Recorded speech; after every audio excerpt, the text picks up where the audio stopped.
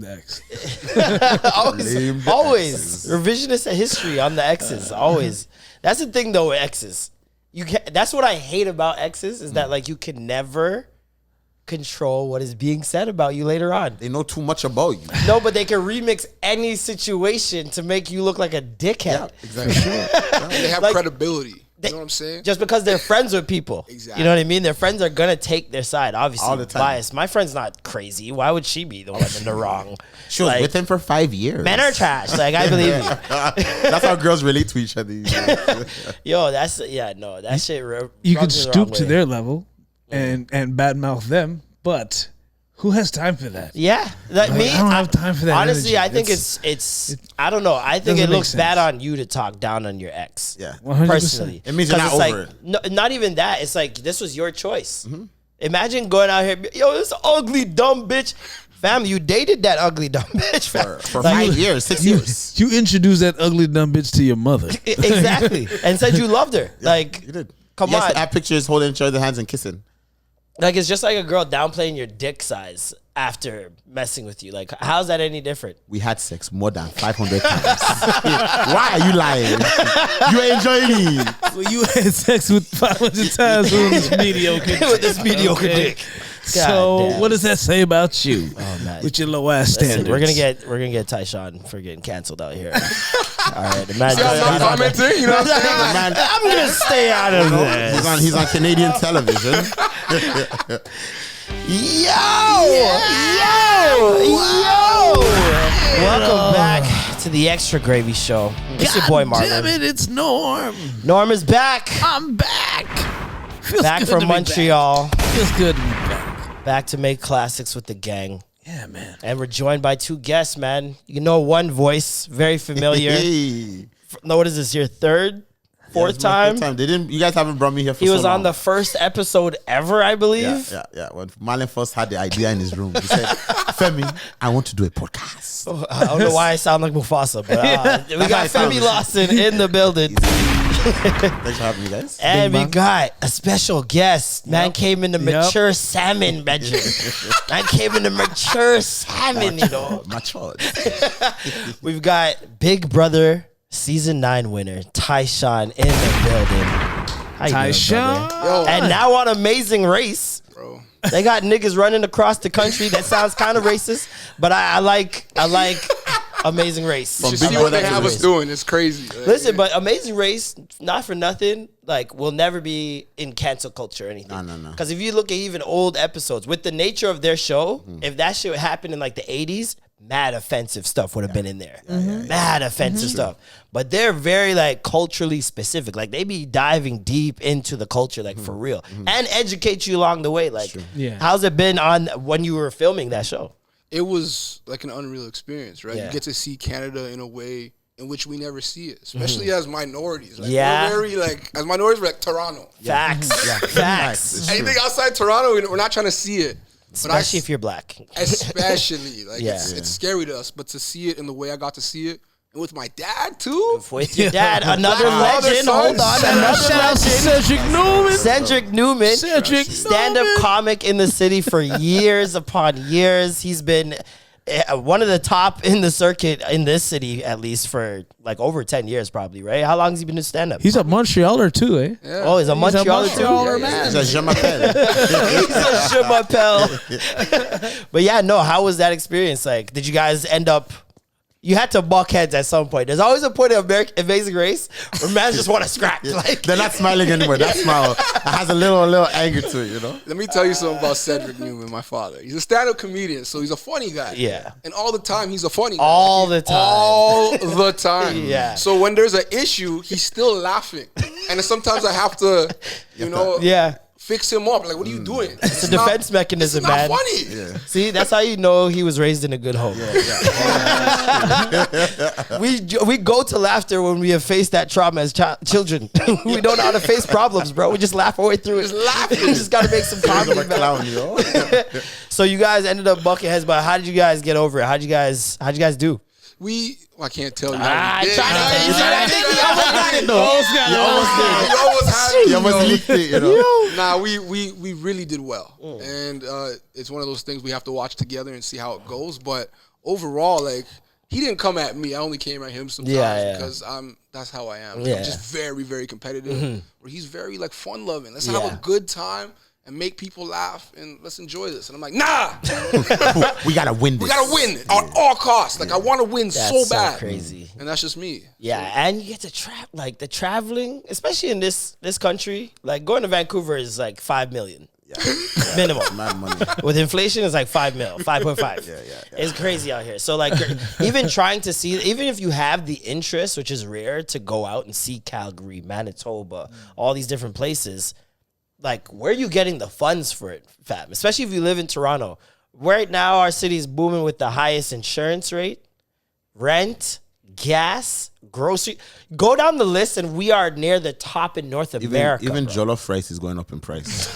Everything. Highest oxtail price. You already know oxtail been. Aki. Just go watch my Instagram video, the latest one. We protested, but yo, how do you even get into like because you're now a part of the reality show circuit in Canada, which isn't too big but notable. How did you even get started in like Big Brother? How did you start to hear about that and join it? What's crazy is I never actually watched Big Brother prior to going on it. What kind of happened is my dad pushed us to apply for the Amazing Race Canada. And through that application process, I was kind of exposed to certain things. Yeah. And that led to someone telling me, yo, why don't you apply for Big Brother Canada? It would actually be a cool experience. Yeah. And me, I never wanted to be on camera. Like, I never saw myself as a TV personality, none of that. Like, I was very private. Like, I don't want to be on IG. I don't want to be in the camera. I don't want no one knowing what I'm doing, who I'm talking to, none of that. Yeah. So when I had the opportunity to go on Big Brother, I was just like, why not try it out? Like, who knows what could happen? Right. And I went on, and I was like, yo, these people trying to finesse me? What is the show for those who haven't watched it and have just, because it's Big Brother. We've all heard of it at least. Exactly. It's been on for years.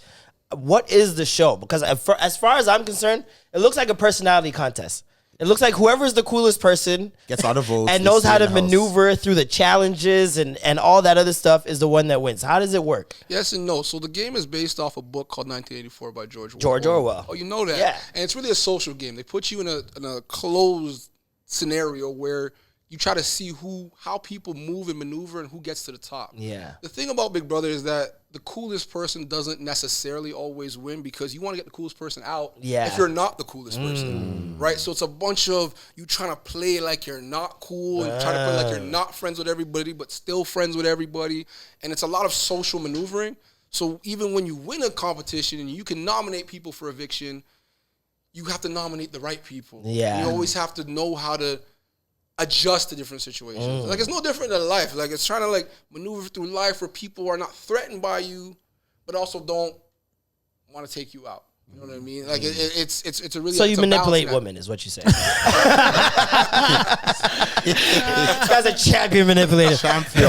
No, but I understand it. Like, I get it. It's what I say, honestly, with every reality show. Not even just that one. With most reality shows that are a competition where it's, like, elimination... I'm always like, you don't want to be at the top. You don't want to be at the bottom. Stay even keel in that middle area with any reality show, and you could at least get to the semifinals. Yeah. And then from there, it's usually on you. Exactly. You know what I mean? Once it's out of especially when they take it out of the public hands, and it's just on you, oh my gosh, sky's the limit from that point. Because now nobody knows what you're even capable of. What if you are one of the best athletes there, and you just been holding back a little bit? Nobody's telling you got to win every week or win 1 week. Then just allow it. Exactly. You got to play it cool. And that's one of those shows where you got to play it cool and you got to be able to read social situations. Are those two actually friends, but they're trying to finesse me like they're not?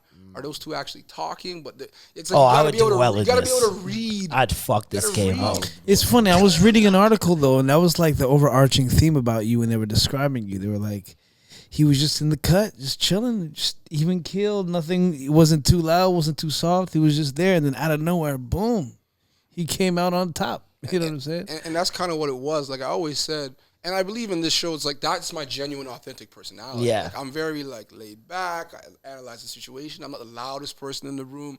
that's just me. So I had a chance to just watch everybody try to be a TV star. Whereas like, not everyone, but a lot of people try to like, doing too much. doing a lot. And you're just kind of like, okay, that's what you're on. When Jamar was on there, that shit was funny as hell. Jamar was on the season before you, right? I think they realized we need light-skinned guys from Toronto to be on the show. When Jamar was on that show, bro, the man brought the Toronto slang in there, and it almost brought too much attention to him, I feel like. Like, at one point, it was just like, oh, he's the cool black guy that talks a little different. And then it was like, he's the focal point. Yeah. You know what I mean? It's I gotta watch Big Brother now. I gotta watch it. What was your chore in the house? Did you have a chore in the house? No, I never had a specific chore. No. I always say you gotta pick the chore that no one wants to do, and you will last long in the house. Cooking's a big one, though. If nobody wants to cook and you're cooking every night and you're bodying the cooking, who wants to get rid of the cook? I'm not going to get rid of the chef. Who wants to get rid of the chef? Who wants to get rid of the guy doing the dishes? Yo, I tried to do that shit. They kicked me out first. What do you mean? Oh, but that was before they knew what reality TV was. That's early days. You're early. He was on a reality show, Much Music VJ. Way back in like early 06, days, bro. So this is like, there's just learning reality shows. Now people know the language of reality shows. There's a certain flow to it. So like, if you see on Love Island and shit, it's always a person who's doing the dishes and cooking lasts till the very end, bro. Yeah, feeding everybody's stomach. They remember you every day. Every day. When they're taking a shit, that shit is because of the food they gave you. Don't kill me. Would you be on Big Brother? You know what? I thought about it because they have it in Nigeria as well too, and it's like booming. Anybody that goes on that show, it's like their life changes, right? Wow. And I was like, that would be a good idea. But then I'm like, how much of my life would the world know? Because it's like 24 hours a day, 7 days a week. How much do I want to expose? Then my auntie would be like, hey, so Femi, this is what you are doing. You're like this. But I think it would be dope, though. At this point right now, I think I would actually do it. But that's the thing about reality shows. Like, I always wonder, like, were you hyper conscious that you're on TV the entire time? Or were there times where you just, it kind of slipped your mind? Never slipped my mind. Never. Okay. Being a black man that's on what television. I'm saying. Thank you. Talk to You can never slip. Yo, I be watching people, and I'm like, yo, millions of people are seeing you, and they can replay your clip. Like, it boggles my mind some of the shit I see, especially on Love Island. I'll always go back to that because that's what I watch. Them people, them wicked. Them wicked bud. And I don't know what's going on. I don't know if it's like because they're in the house so long and they sleep there and everything. I'm like, do they just forget that there are cameras everywhere, that they're constantly wearing a mic? It makes no sense to me. It's wild. It's wild, bro. Anyways, Amazing Race. You guys are the third leg now. And obviously you can't tell us what happened. But were there any groups you guys had like beef with? I always see that too. When they start beefing with the next squad. Yeah. We did have a little beef with the squad. It hasn't been revealed in the episode yet. So I can't talk about it. But can we say the background of the group? Was it racism? No racism. Just, you know Subvert, what? maybe? The amazing racism. You know what? With these shows, they try to put all kinds of different personalities together. Yeah. So there's some friction and drama. Yeah. And I would say, like, there was some friction and drama. You know what I'm saying? But, like, when you're trying to win and you're competing, like, that's how it goes. I mean, you could have been the first man to give someone a death us on reality television in Canada. I feel like the first person to box someone in Canadian television, they're out of here. That's a Canadian heritage moment right away. Like, oh, yeah. Immediately. What first person just on College Hill. You remember College Hill? When she took the heel and that made the show. That made the show. Man, never heard what? Hold on. A girl was bleeding from her forehead. I'm watching that. People want that violence, bro. Whatever happened to her, though? Did they have one of those? Oh, they had a return, like a party or like anniversary of the show, like 10 years or something like that, and they're cool. Yeah, they're chill. They're actually really good friends now. Like really good friends. A heel in the head that's brought us closer together. Oh, that was great BET times, man. Are there any reality shows you're hoping to get on after these? I would say, like, I'm not obviously trying to make reality show the end all and be all of my life. Like, I kind of want to transition maybe out of that phase at some point. But I think there are, like, the challenge would be really cool. The challenge, yes, that's what I was gonna say. The Bachelor, I'd want to be the Bachelor. I think that'd be fun. I want to get them just trying to, you know what I mean, tantalize you. You know, The Bachelor would be greasy. You gotta do that with your dad. Yo, You and your dad do Bachelor together. Son, what do you think about her? everybody gets our roles. You know what I'm saying? Like, everybody. if it was me, I'm trying to be on. I would be on Temptation Island.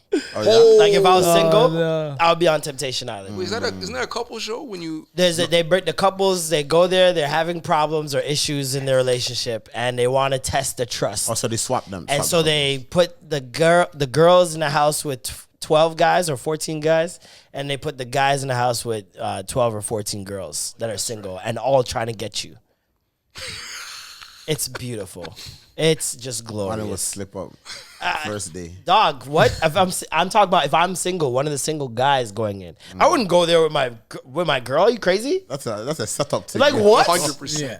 And just like Why he would said, you do I'm that to hyper yourself? focused that I'm on camera the whole time. I wouldn't slip nothing. It's true. I'd be in the freaking field just Kumbaya. Marlon, come get a shot.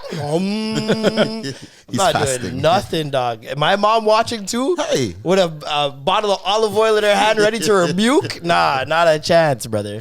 See, in reality shows where they can kick you off, if you become that person, they'll just find a way to kick you off the show or like get you, you know. Yeah, if you're boring, they'll get you out Boring, of if there. you're the type that's keeping the peace, they're like, nah. get And they him know out. how to do it now. This episode's a public vote.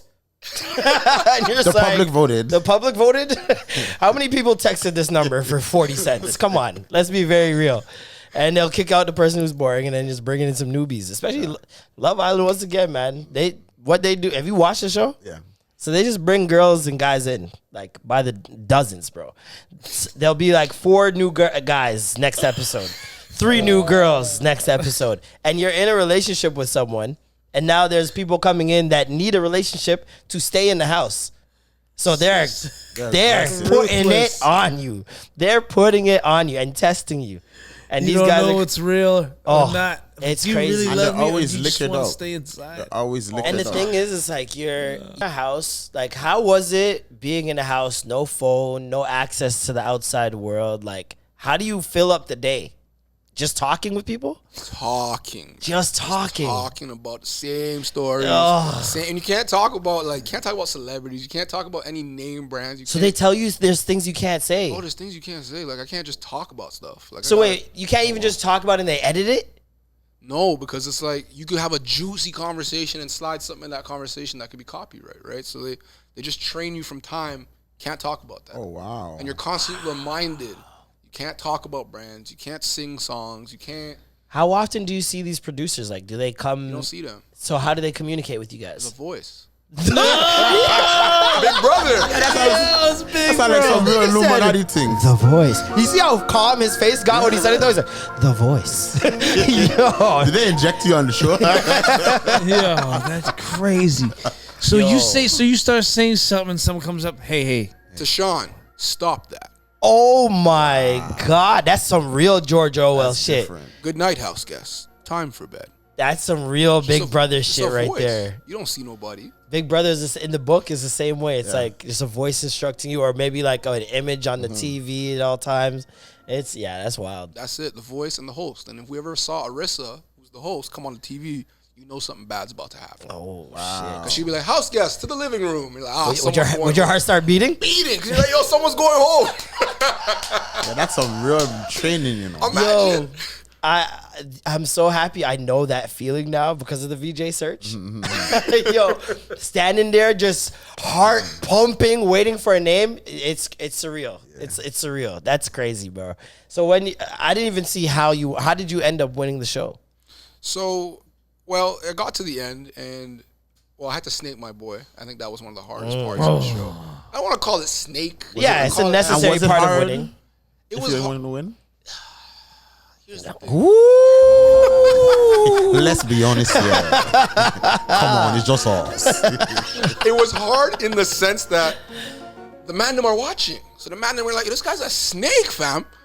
And then there's the other side of me that's like, everybody understands that this is a game, right? This is a game. I'm here trying to win a game. It's right? just a game. This is Squid Games, man. You know what I mean? But when the man looked me in my face and said, "Oh no, you're gonna do this to me for a game, for some money?" Nice.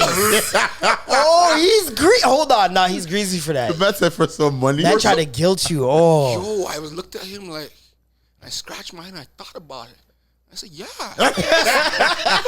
Why not? That's why we're here. It's not personal. So wait. just How long were business. you guys in the house? How long did the competition last? So 69 days in total till I won. That's how long I was in there. That's how long it was? That's not how long the whole production is. That's not how long I was just in the house. At any point, did it feel like you were in prison? I don't know 69 days what a prison feels long like, but time. I'm sure it's comparable in some ways. Was there any days you were just like, I can't do this anymore? Yeah, there's days where I'm like, I just want to go home. I don't care what happens. And I thought we're almost there. That's a long time. How long did it take? Like, what day was it? You're like, oh, fuck this place. About 50. 50. Just think about it. First of all, there's no gal in there. So you already know, like, by day, So wait, can you guys beat in there? we could. Hey, nah, I like this show.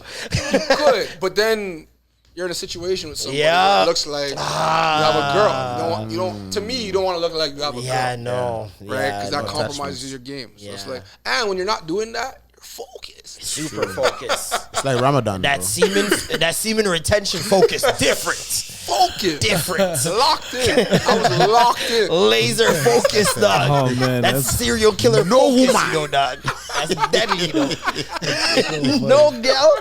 Yo. Trust me. Oh So man, were any of them like sweet? Or you like, God, the temptation? so one was sweet, but it wasn't. She wasn't like we weren't vibing. Like I didn't feel the vibe from her. Where I'm like, you're sweet, but I'm good. So that's kind of a blessing in disguise. You know what Yeah. I'm saying? Yeah. That's what I would hope wasn't for. enough. Because if there were some Temptation. baddies, Dog, I would hope to go in there and everyone's beat. Everyone's super imagine there was beat, no, but imagine there was long some backs, baddies. knock-kneed, like would be just the interesting. worst kind of human beings. I would hope to be in there because, yeah, no, the temptation of doing that, and then now people think, oh, he has an anchor. He has somebody that's always in his corner. We got to get him. Yeah. Exactly. Like they were good looking people, but it wasn't like you're sweet. I have to do this. This was kind of like, let me focus on why we're here. And I knew like I was going in there to focus on winning. And you're kind of creating a brand while on this show. 100%. Like, but was that any point where you're like, let me set something up for like when we get out, like a catchphrase or anything? No, because I didn't go on thinking, let me use this to parlay this into something Yeah. else. I went on just being like, let me just go for the experience. Right? I didn't think about anything beyond that. Like, had I known what I know now, I would have went in with T-shirts, Yeah. with a catchphrase. I would have did the most. Yeah. You know what I'm saying? The most. But merch ready. Was there anything you so- learned about yourself after getting out of the show and seeing people's comments? Because a lot of times I notice with reality shows, it seems that a lot of people there are not self-aware. They'll say certain things, especially when it comes to the villains and stuff like that. They'll say certain things and do certain things and then be perplexed at why people are reacting a certain way. And you see in the comments of like, oh, this girl was never raised right, or whatever the case may be. Was there anything in there that you came out, reflected on, and was like, yo, I might actually need to change that about me? Or like, I don't like how people, or maybe they edited you in a certain way where you're like, I don't like how they did that. no, I think the editors showed me as I am. Okay, Like, good. And people said, like, when I came out, like, yo, you're actually really an authentic, genuine, loving human being. Dope. Right? The only backlash I got was they felt like the guy I brought to the end was gay. And they felt like I finessed him into thinking that, you know, we could potentially have something in order for me to get the end. And I'm like, that's not what I did. Are you sure? What an angle. You sit here with a mature salmon shirt. You guys can't see, but he has a matching keychain. Let us know. I mean, would you do that to win a game? How much money? How much money you get? It was 100,000. Hey. That's before taxes. Let's just calm down. That's before No, but taxes. isn't it true that for game shows they don't deduct anything, right? No, there's no tax. Oh, okay. That's Bless. straight. Not in Canada. No. Oh, Yeah, in the that's true. States, though. That's a state. Yeah, In the States, 'cause they when take 50. When we did Family Feud, it was like straight. Yeah, take the money. Bless. That's sick. That's dope. Sick. Yeah, no, I'm finessing stuff. I'm finessing. Watch me dripping in finesse, nigga. Yo, I would finesse. You couldn't tell me nothing after that. So, 100K, We are good. and you're getting mad at me for finessing? To me, I was just showing genuine love. Like, you're my guy. I got love for you. They're not used to that. Yeah. You know what I'm They're saying? not used to seeing a straight black man just being cool and chilling. Exactly. And I think for some people, it's very like, oh, you were trying to trick him. You're trying to finesse him. I'm like, no, it wasn't that at all. Like, I genuinely have genuine love for people. Yeah, because they haven't That's seen very examples like interesting. that out there. Yeah, that's very interesting. Yeah. Because it's almost the reverse of how homophobic people think, where it's like they think everybody that's gay and their gender is attracted to them. Yeah. Yeah. Just automatically. And it's just like, that's not how this works. You know what I mean? That is very interesting. So you faced, was it backlash from like the gay community, or was it just people in general, just fans of the show? I can't really pinpoint which community was Yeah. saying it, but it just sounded like people were saying like what they call gay baiting was like Gay baiting. you were trying to trick him into I have thinking heard that that. you may be gay for your own benefit in the game. And it's like, that's I not, mean, come not on. at all That's- what I was doing. listen, and it was a still small a- percentage. Some of these lesbian friends of mine. Hey, hey, man, they be straight baiting. it's very different, but it's the same somehow. Catfishing. What would you call it then? Batty fishing. Batty fish. Shit, batty fishing. That's a Batty crazy one. fishing, sir. Batty fishing is crazy. That is crazy. That's mad. Oh man. Well, we don't want to keep you too long. I know you got to get to the watch party. You got Amazing Race. This guy is still a part of Amazing Race with his father, Cedric. We gotta get Cedric on the show. You do. Gotta get Cedric on the show. something We have to have his version of this argument. I just wanted. Oh, there's so many things I want to ask him, man. I know he's got stories for days on the road. Is he a Gyalist too? That dirtbag, of Like a father, like wonderful son? man. Who said I was a Gyalist? You're wearing a mature good, salmon man. shirt, sir. We're not doing this. You got two sleeves. Two sleeves equals whores. He has That's ripped jeans, yo. two sleeves and ripped jeans. Two Yeah, no. exposed knees. Nah. Two that's- exposed knees, two tattoo sleeves. He's beating pom pom out here. And you want a show where girl know you want money? Yeah, right. $100,000. 100,000. This guy's getting things from the prairie to the Yukon, brother. That's in the DMs, yo. They're sliding. Yo, So funny. has there been any time like that you got out and it was just like people mobbing you way too much? I wouldn't say too much, but sometimes like people do a lot. You know what I'm saying? Like, not necessarily in person here and there, but it was in the DMs, like people popping out of nowhere asking for bread. Ooh, I'm your cousin. Comment, yeah. So what? You gotta act Hollywood now? Have you gotten the cousin one? No, all the time. You got my the- WhatsApp messages is. I got about 4 cousins in my other DM. You know the hidden other part. one. Yeah. I don't put it to primary. I leave it there. I leave it there. Yeah, no. You stay there, cousin. Like, what is this, bro? Yeah, no, that's wild. That's super wild. Yeah, people pull up asking for stuff, asking for bread, asking. Them brazen. You know what I'm saying? Chest shame. high. No shame. It's only 100. Like it's not. No not, brought not up a million scene. either. Yeah, no, 100K, shit. It can Maybe in the 90s, it was a lot of money. Now, 100K, In a shit. summer that could go. That's 3 grocery trips. Yeah. That's 3 grocery trips. That's a couple nights at 44. Go to pop bottles. But anyways, yo, thank you so much for coming course, through, bro. man. We're not gonna Appreciate keep you you. too long, man. Make sure you guys follow him. Where can they follow you, sir? IG to Sean X Carter, TikTok to Sean Carter, YouTube to Sean Carter. Follow me. Dope. Oh wait, and congrats to your mom. I saw the move. Oh, she moved to Belleville. Yeah, that with the land. I see the land. Nice. Yo, that's all That's what Jamaican that black money people do? want, Yeah. you know. Just some Generational. land. We just want some land. It's different though, because It you is. see us in the city, Toronto only. She's like, nah, I want to live off the land Smart, and man. have space and be with nature. And I'm like, that's Smart. different. Yep. dope. That's Whoever's gonna survive in the next 100 years is gonna do that. Just that. Yo. 100%. Anyways, yo, thank you for coming through, man. course. And congrats on everything. Yep. Good luck on Amazing Race. we'll see that throughout the next couple weeks. And yeah, man, thank you for coming through, bro. Thank you for having me. It was an honor. Like, yeah, man, no doubt. Honor. This is crazy. Thank you, bro. Appreciate you, man. Of course. Femi. Yes, so we are here. This guy make sure he wore his t-shirt too, you know. I would do opposite of what he did. If I was on that show, this guy would tantalization, have tantalization briefs. Batty riders for the girls, for the guys who I would give them their I really want to see you on that show, bro. I really want to see you on that show. It would be hilarious, you know. You on Big Brother would be too much. Not like they would kick you out right away. I would be laughing. afraid to go. I won't go too ham right away. I'll play calm, but I know myself. Within the first 2 hours, after that third hour, I'll just come out. It was like even when because I did Family Feud, and that experience was interesting because we're the first black family. Yeah, I was on it, so I remember they told me to introduce myself, and I was trying to be like all calm and stuff, but I said lights, camera, action. Are we really here?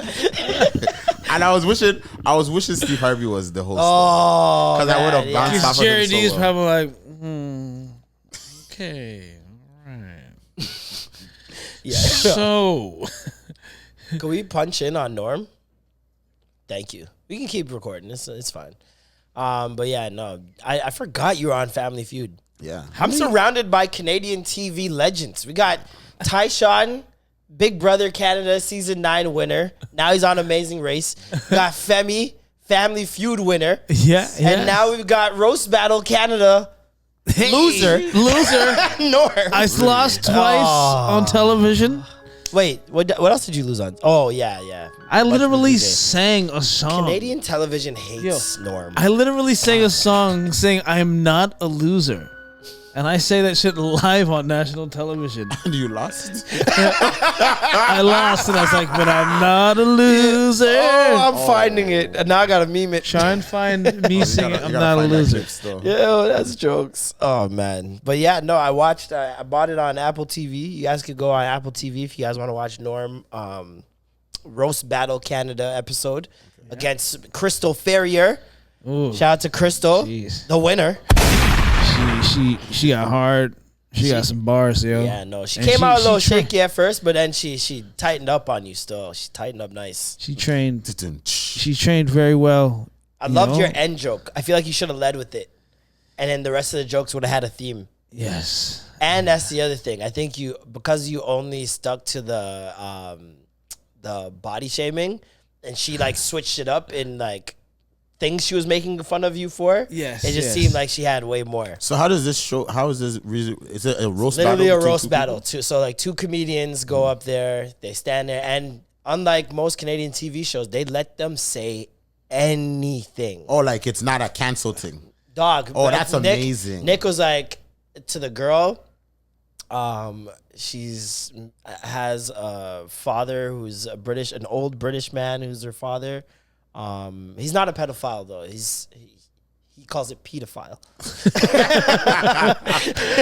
And like just like a lot of off the cuff jokes like that. A lot of it, racist jokes, everything. Wow, so everything. it's just a roast. They just roast, That man. sounds lit. Heavy roast. Fire. I am dying to go on there. I know you would go I'm off. fucking because dying. it's like that's how we grew up. Like, you know what I mean? Just Roasting each roasting other. niggas, yeah, but then man. now it's like, oh my gosh, you go a little too far there. Well, up there it's a little different. Like you can't go up to it like you would be roasting the mandem like in a circle.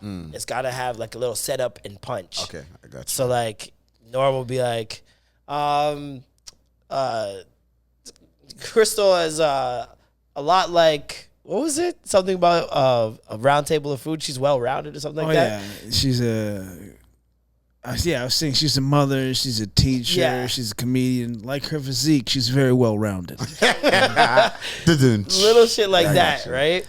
And she was like, "Oh, you need to get rid of that chin strap, or I could put this pussy hair on your face, and that'll be the closest thing you'll ever get to my pussy on your face, or some shit." She was coming at you. Oh, No, yeah. she went hard because she told me from jump. She's like, you know what, I'm going for the jugular. I'm like, I know you are, and I want to do that too, but I have to keep it Norm's just a nice guy. I gotta keep Norm, it nice, you didn't go man. off on it? He's just. I went off, What's but I the went. prize money but looking like? There's no prize money. It's just all fun and games. It's That just is like, why. If there was money, Norm I is thought. afraid of exposing his dark mind. Because Norm roast. That's why I'm Norm's got a surprised. dark mind. He's just afraid to like expose it for some reason. No, Let it out. We're not here's gonna the thing. judge you. I said I wrote some shit, and they told me not to say it. So I'm like, okay, I can't do those. Damn, it jokes. was too dark. You know, it was. And they were telling pedophile jokes. That's crazy. What the fuck did you have Should have lined just up? drank Hennessy. I was and did throwing straight bullets, shooting straight. You know, like So tell us some of the stuff you couldn't I say. brought in her husband into the mix, and Nice. it. Nice. He's a great guy. By he's a the way. great, awesome, Great awesome guy. awesome gentleman.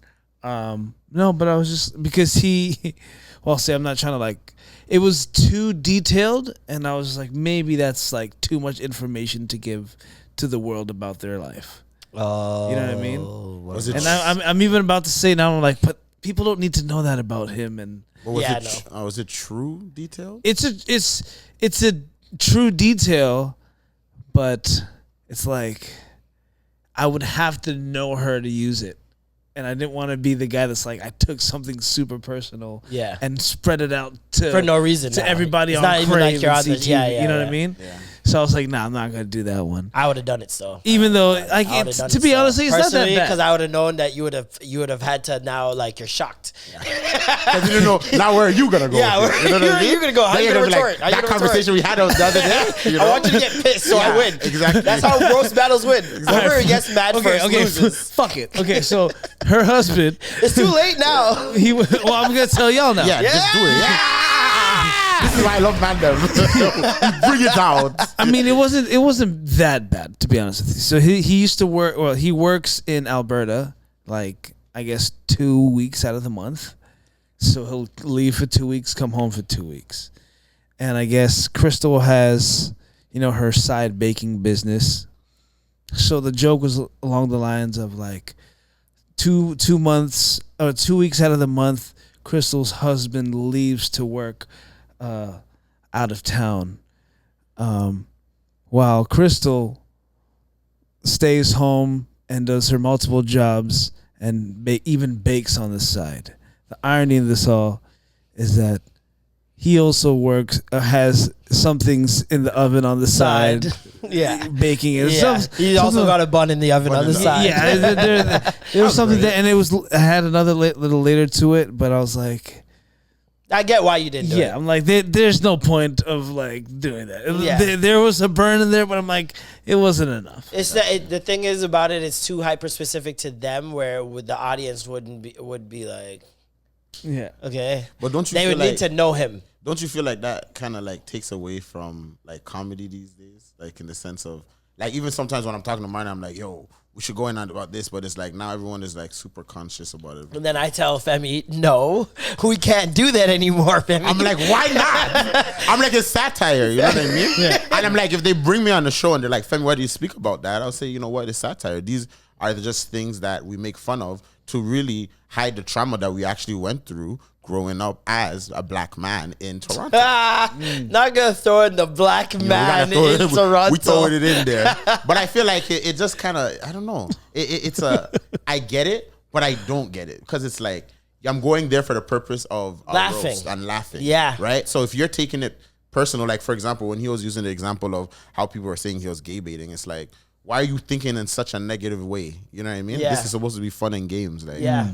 So I feel like bad-minded people are controlling society. People don't like giving people the benefit of the doubt. They like thinking the worst of them because the worst of them, and it's never anybody who actually like really like thinks highly of themselves either. It's like always somebody that has low self-esteem that's going at somebody, or even just in a depressed state or whatever the case may be, going at someone because they want to bring them down to where they are at. Exactly. You know what I mean? Because they're like, there's no way this person's that good of a person. No way. Well, imagine it was like gay, straight. I would have done it to both. Like, it's not gay baiting. It's just doing anything to win the game, right? If it was a girl that was straight and I was trying to like, make her fall for me so I can get a leg up on this game.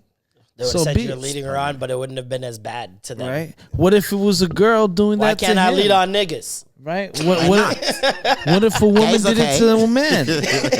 Why can't I lead all niggas? That's so funny. Equality. No, but why does it turn into a hate crime? Like that to me, that sounds like hate crime category, where it's like there's a term now, gay baiting. Like that sounds dangerous. And it's not dangerous at all. It's just not nice. Yeah. why does it deserve a term? Like, is it nigger bait? Batty fishing, okay? It's batty fishing. Batty fishing. It's not gay baiting, You know guys. we have Come the on. episode title. You know we have the episode title. I like That it. is the worst. Right there.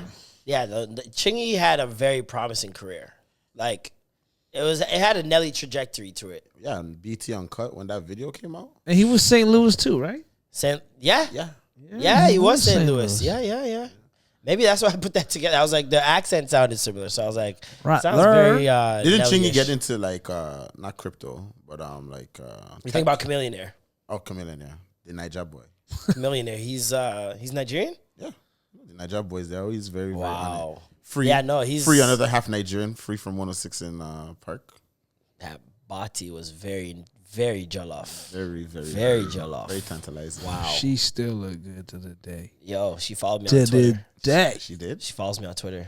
I was beside myself. You know who She looks followed who me I the went to same go- month as Christina Milian. I almost jerked off on my Twitter. Gosh. Do you know who I went to go eat jollof rice with on? Oh, that's not. Come on, man. Why we gotta do this? Oh, Jesus Christ. Now this so I was in LA recently and my good friend here we Katie go. Albert, My good friend Kenny Albert the original Fanta girl. This Wanna guy- Fanta? is eating jollof. Dog, I go on my Insta story. This guy's yamming jollof rice with a girl I had hanging in my locker. Do you understand? Katie Albert is like top 5 video girl from back in the day. Like we talking Melissa Ford, who I'm trying to get on this show, to be honest. We need Melissa Ford on here. We got to should be talk easy. about the things. She's Toronto legend, Toronto royalty. Yeah. For sure. But yeah, no. When you talk about the top of the top, there's Vita Guerrera. Yeah. There's the girl from the Frontin' video. I can't remember. Tanisha Clark. I can't remember what her name is. But the dark-skinned girl that's in that video. Mwah, beautiful. And Katie Albert. She was in the Fabulous video. She was in Soul Plane. She was in Soul Friday. Plane. Oh, my God, dog. Fire. She didn't even eat jollof rice. Does she still look the same? You know what? She does. She looks good. She looks good. She took care of herself. That's she moved to France and learned French. Oh, wow. She's like, Hollywood's not what it is anymore. And she was like giving me like the lowdown of like Hollywood and how everything is. But yeah, she was eating the goosey soup and pounded yam. I said, how you know about this? I said, which Nigerians have you been around? And some Niger Peen out there. That's what she getting in France. Friggin', but you're a Hollywood man now too. I was just Easier out here, Hollywood dog. man. I See mean, out I here, did dog. other one too, you know. Since this guy, since the last time you've been on here, I think you did Rich Africans and Yeah, and that was an experience, yo. And just the way it even happened. Because you know how it is, Marlon. Like, we'll get hit up by a bunch of people. Be like, oh, we got this dope opportunity. Yeah. And I remember back in the day how excited we used to be. Like, oh, man, we'll go to all these meetings and stuff. And then nothing falls through. nothing. Yeah. So, like, the way it even happened with, in this situation, it was an Instagram. He's like, oh, you know, check your email. It's like, oh, we want you to star in this series with Michael Blackson. I'm like, I don't believe anything, you know. Yeah. And they just saw you off Instagram. Yeah, so I'll tell you how the guy saw me. He's like, I used to watch your YouTube videos. And he's like, one thing I loved about you is that you made it cool to be African. And I always told myself, if I shoot something, I'm going to use you. I'm like, oh, that's dope. So I got on the phone with the guy. And I'm like, he's like, yeah, I'm meeting Blackson in LA tomorrow. I'm like, well, if I'm in it. Shouldn't I be in that meeting? He's like, oh, what's your passport? So I give him my passport. And he booked a first class flight. And the hotel was booked 5 stars. And I was like, yeah. I said, is this real? So I'm on the plane. What I'm Nigerian ordering prince Hennessy is this? XO, drinking champagne. Yo, don't let Femi have a tab. Don't let me have Don't a let tab. Femi have a tab That's for so good. anything. No, but it doesn't even end. So we get there. And you know how they have the signs? And it's like they're holding up the signs. Like, Oh, Mr. Lawson. I said God is good. That feels so fucking fire. No, it was bro. deserved. I said, wow, this is the life I need to live. So then after You're that, still lost. I get to the hotel and they're like, yeah, arrival. so you could get anything you want. Everything's on the card. Here's your key. You're good to go. Jesus. So around 10 o'clock, the director calls me and he's like, Femi, I don't know if you want to go out with us. You know, we're going clubbing. If you want to come. So, well, I'm not really doing anything. so we go. I think I can pencil you in. I think I could. So we go to One Oak LA and like this director guy, he's Liberian, so he just loves spending money. He gets like, we get to the front, the person's like, I'm sorry, there's no booths left, and then this other guy comes running out of nowhere. He's like, I'm so sorry, Ivor, Ivor's like, what the hell? He pulls out his black card. You know, those people with money, they want to show themselves, right? Jeez. So we get there, it's a $10,000 booth. But one thing about it is that they're all shy.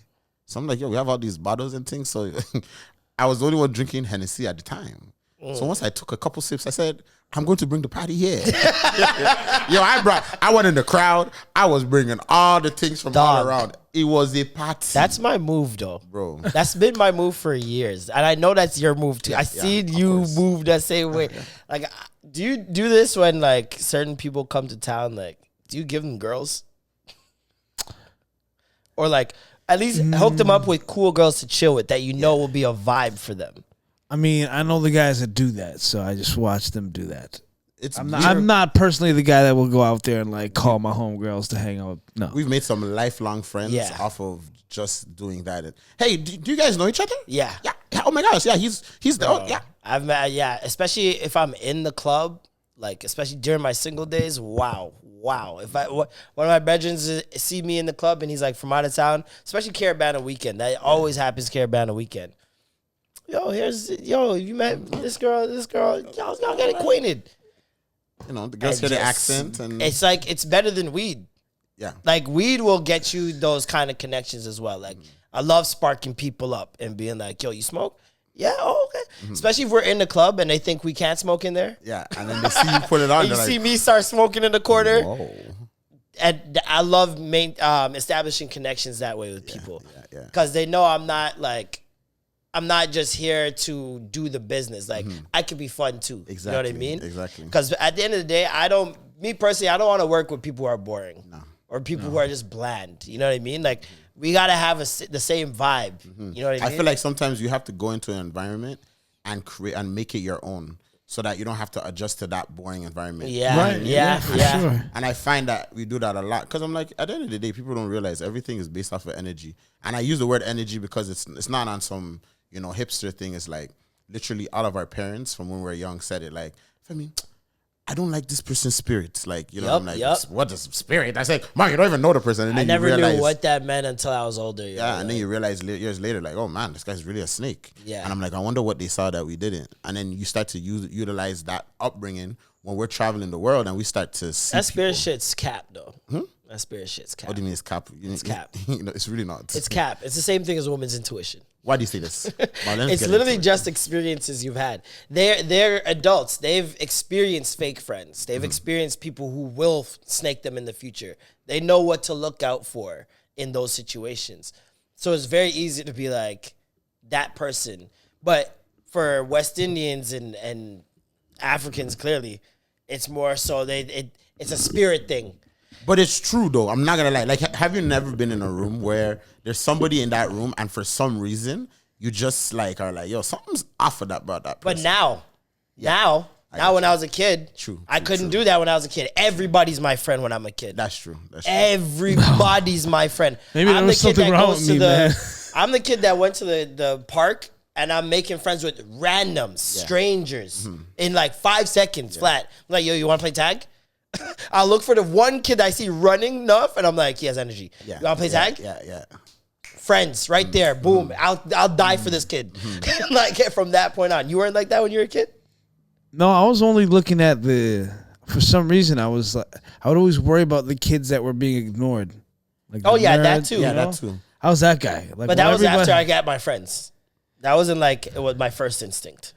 Yeah, no, I found myself always hanging out with like somebody that was by themselves. Yeah. I was like, hey man, you look like you need a friend today. I'll hang out with you. But then I can go run over to any group I wanted at any point in time. But I'm like, but We're hanging out today. Maybe this will be the first and last time. But that's it. I did that a lot in uni. Yeah. I looked for that because I didn't want people like me because I knew that they weren't gonna pass their classes. They're just gonna take People to like pub me nights, will fail. So I was looking for that kid that was sitting very studious. Bro, when exam times came, oh Femi, well, I can give you my whole book of notes. I wrote everything down. Yep. What? I was passing with flying colors. Yep. I said, Michael, you this guy. Thank you. My thing was like, especially in my school, there was this one black Jewish kid. It was the first black Jewish kid I've ever met. This was before Drake. Like this is like grade Half black, 8, half Jewish, or full grade 9. black? Full black, of but he's Jewish. Full black, but he's Jewish descent. No, Yeah, let me put it that Jewish way. religion. Jewish religion, yeah. Descent. Jewish religion. But yeah, so he was like, and he was a bit of a, I guess, quote unquote nerd. Like he was just about his education. You know what I mean? And because he was so about his education, always the kids who were super focused didn't develop a lot of social skills. Now true. I'm realizing back in the day I used to think they were just weird. Yeah. But now that I'm older, I'm like, they were so focused on school that they didn't develop those outside skills because they were doing the work. They blacked out the distractions. They blocked them out. And not only that, Canada's education system has to be blamed for that as well, because the amount of work that they give us didn't even allow those kids to actually go out and be kids. It's true. And the fact that you have essays and ISPs and all these things, some of these are all-nighters, like, man, just staying up until 5, 6. You see the sun come out, and you have school in like 2 hours. Why are you giving me a 30-page paper? Like, and I have to do it for 5 courses? Or I can't hand it in. Like, I can't even hand it in late. Those ones were crazy to me. And then on top of that, they have the website that you have to submit. So sometimes, like, you're referencing certain things, and they're like, "Oh, well, we see some plagiarism here." Now you lose the whole mark for all your papers. And then if you don't keep a certain average, they kick you out. That stuff is dumb as fuck too. Plagiarism. Let's really break down plagiarism. Because you want me to go research something and not use the real right words that are being presented to me as the information? Yeah. You use too much of their idea instead of using your idea, but your idea is not good enough because you didn't cite an idea that has been scholarly sourced. But watch this. Your idea is not good. They want you to use your idea even though you're researching because you have no idea. Because the idea you have has to be backed up by an idea that has been scholarly researched and scholars. Oh, but it got to be your words. Your words. Oh, too much of the other words. Too much of the scholarly words, the ones we asked you to look up. Oh, you didn't use APA formatting. Oh my, suck my dick with this. I hate it. Yo, I hate it. I went to uni and I was like, what is this life? Bibliography. MLA format. Till Like, I where die. did you get this? Off of your YouTube video. That is, that's incorrect. I'm having a headache just talking about school right Bro, now. I went to school. I'm Nigerian. I went to school. I have a master's degree. You know how many years of school that was? While everything was going on, we shot shit Toronto people say at Ryerson. That stuff was wild. That shit How was... how many years of school did it take for you to get this master's? So it was supposed to be done in 3.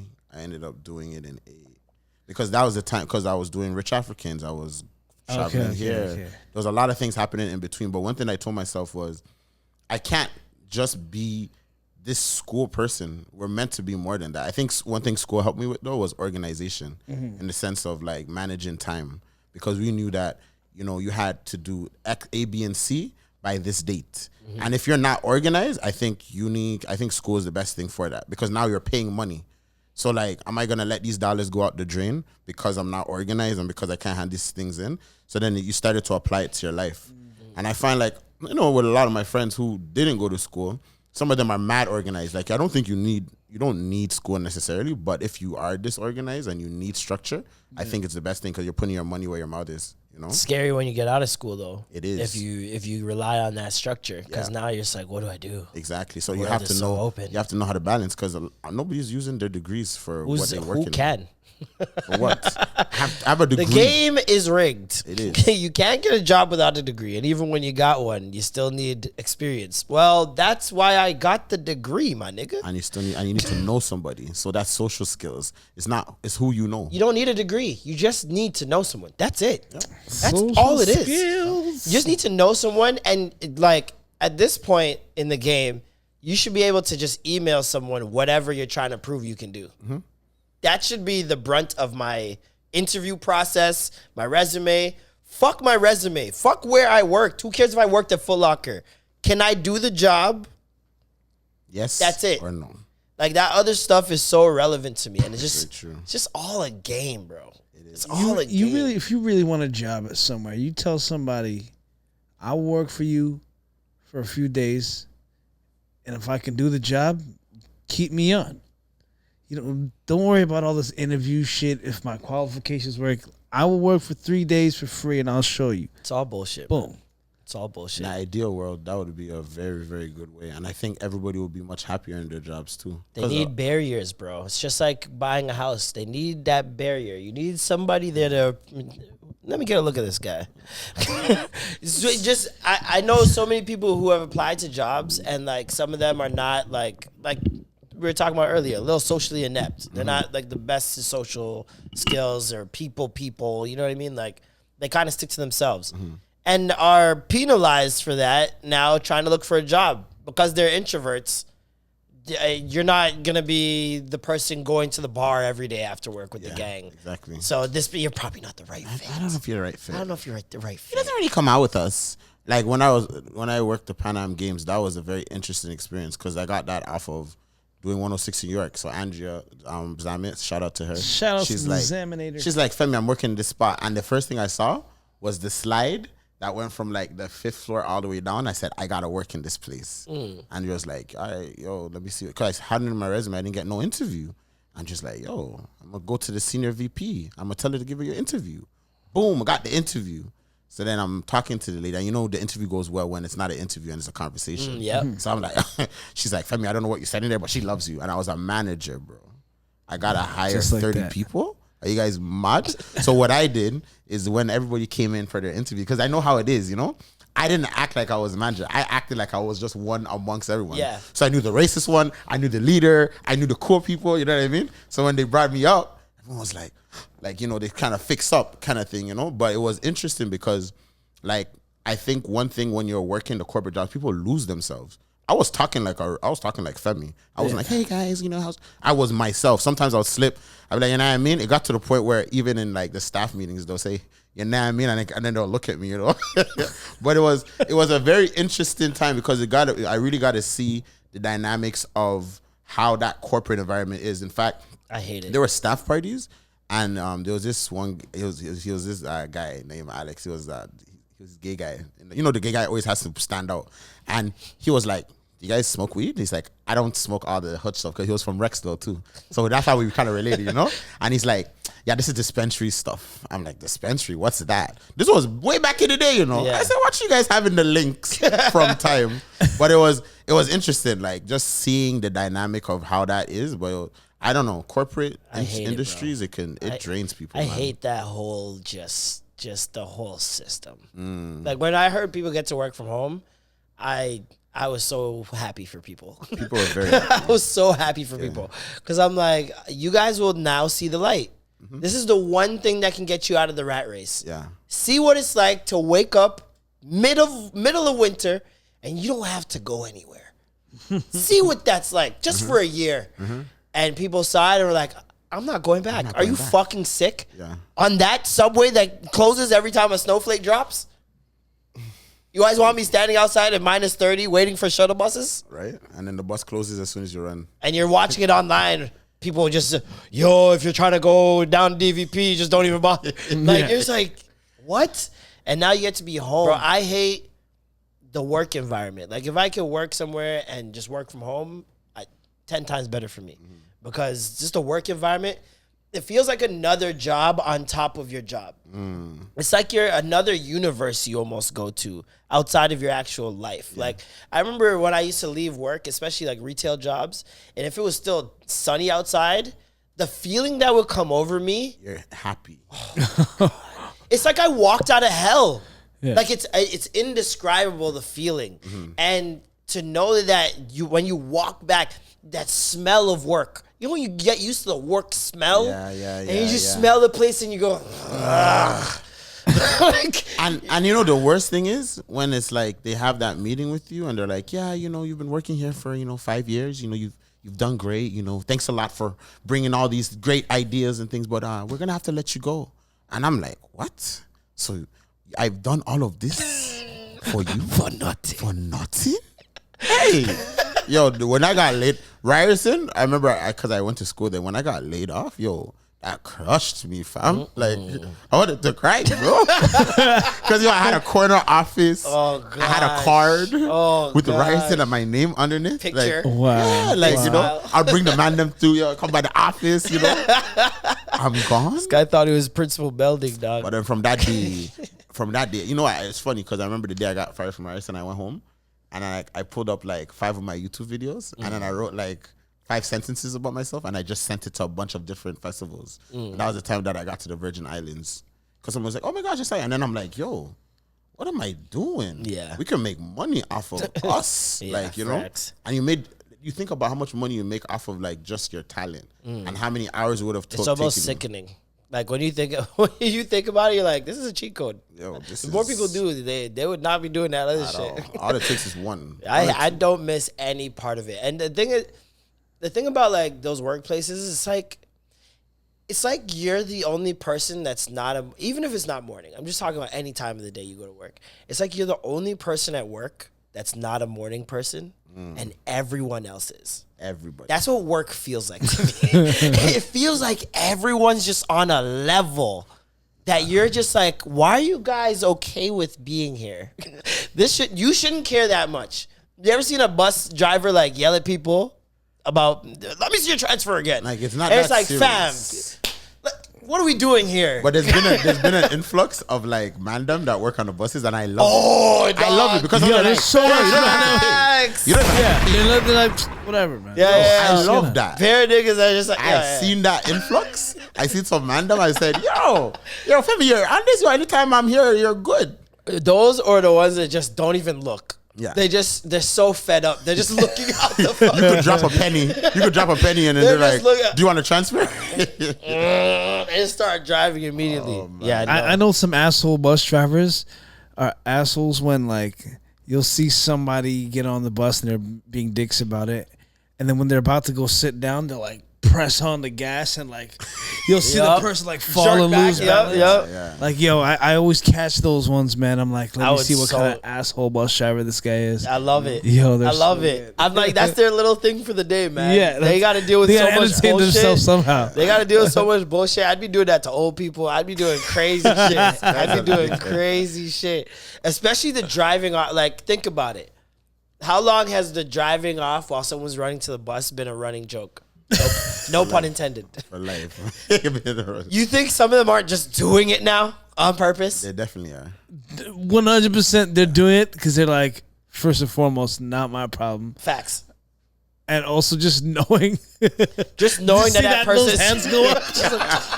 And the door is just closing. Yo, that'd be my little piece of joy for the day, honestly. Just see someone go, And you're driving. yo, But yo, there's been so many times I was that person like, fuck, Oh, my yeah. life is ruined. there are times. I'm late now. There are times. Yo, You there's could some have times just that I ran waited. after the bus, and luckily there's some cars that stop the bus, and I'm knocking on the door like, open Yeah, up. yeah. And then I call them like, you didn't see me. Yeah. Oh, I didn't even see When you you there, catch bud. them slipping, the ones that are too scared will actually just not even open. Yeah, they'll just look. They'll kind of straight. look and just look straight. I'm like, word?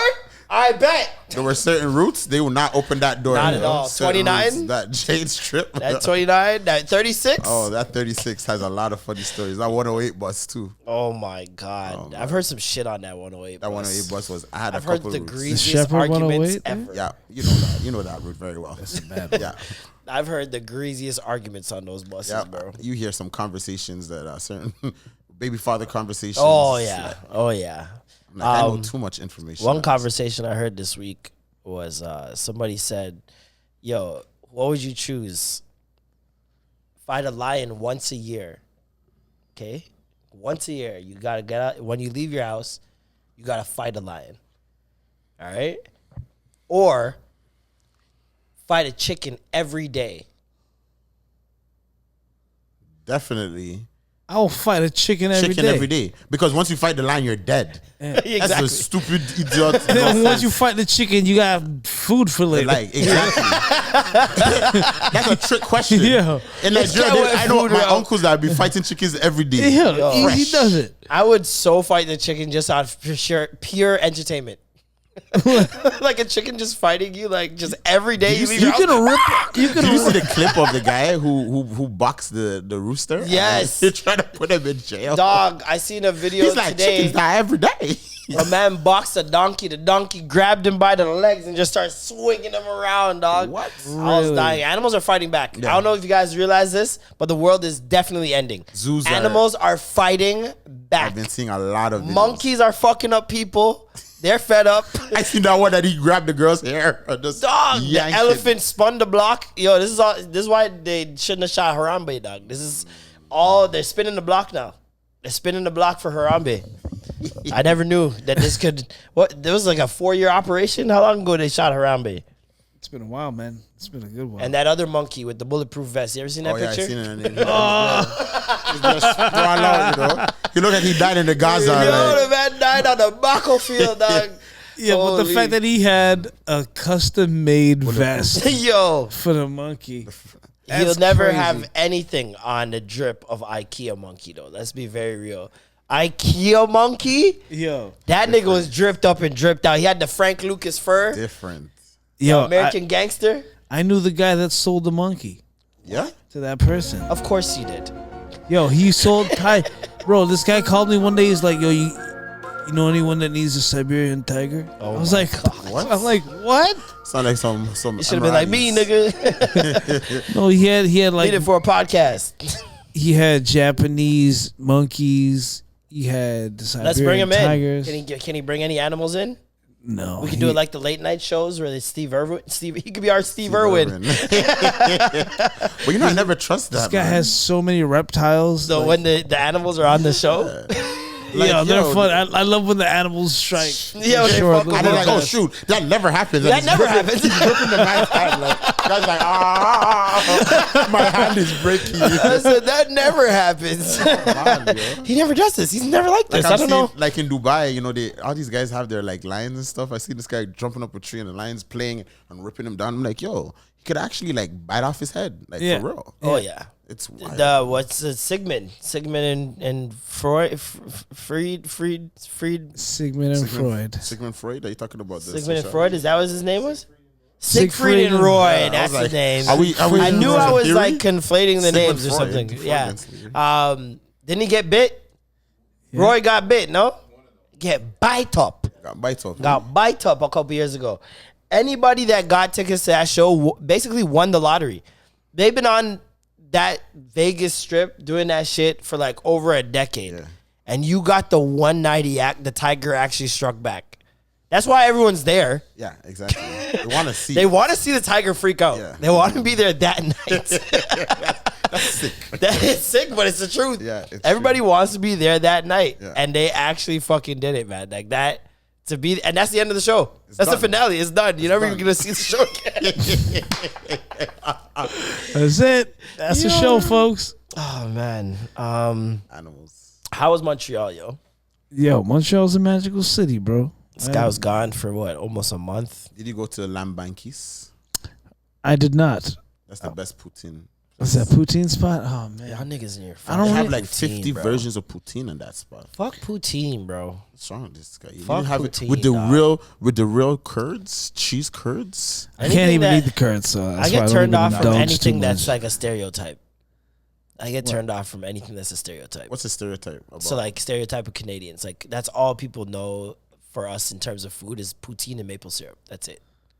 And some people Canadian bacon. Some. But other than Canadian that, bacon is shit. it's haram. trash. It's haram. Is that even It's bacon? haram. Shit's ass. We don't eat that. It's haram. Yeah, no. But yeah, no. I don't know why. I just get turned off from it. Like I actually like poutine. Like I like it, but I just can't eat it now. Yeah.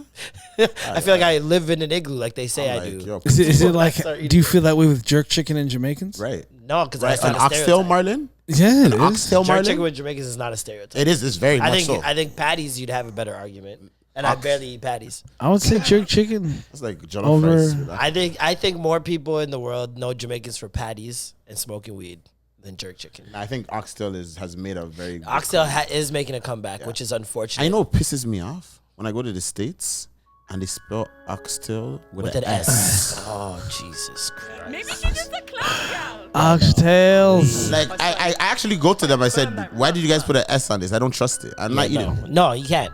You gotta get a refund Because there's only one tail per ox. Exactly. So there's no need for there Listen, to be... this is all Podcast P's people's fault. That was a hard sentence to get off. That was a tongue Podcast P's twister. people's fault. Podcast P's people's fault. Yeah, it's your people, Patrick. I'm sorry. White people learned about oxtail, and now you gentrified it. The cost is going up.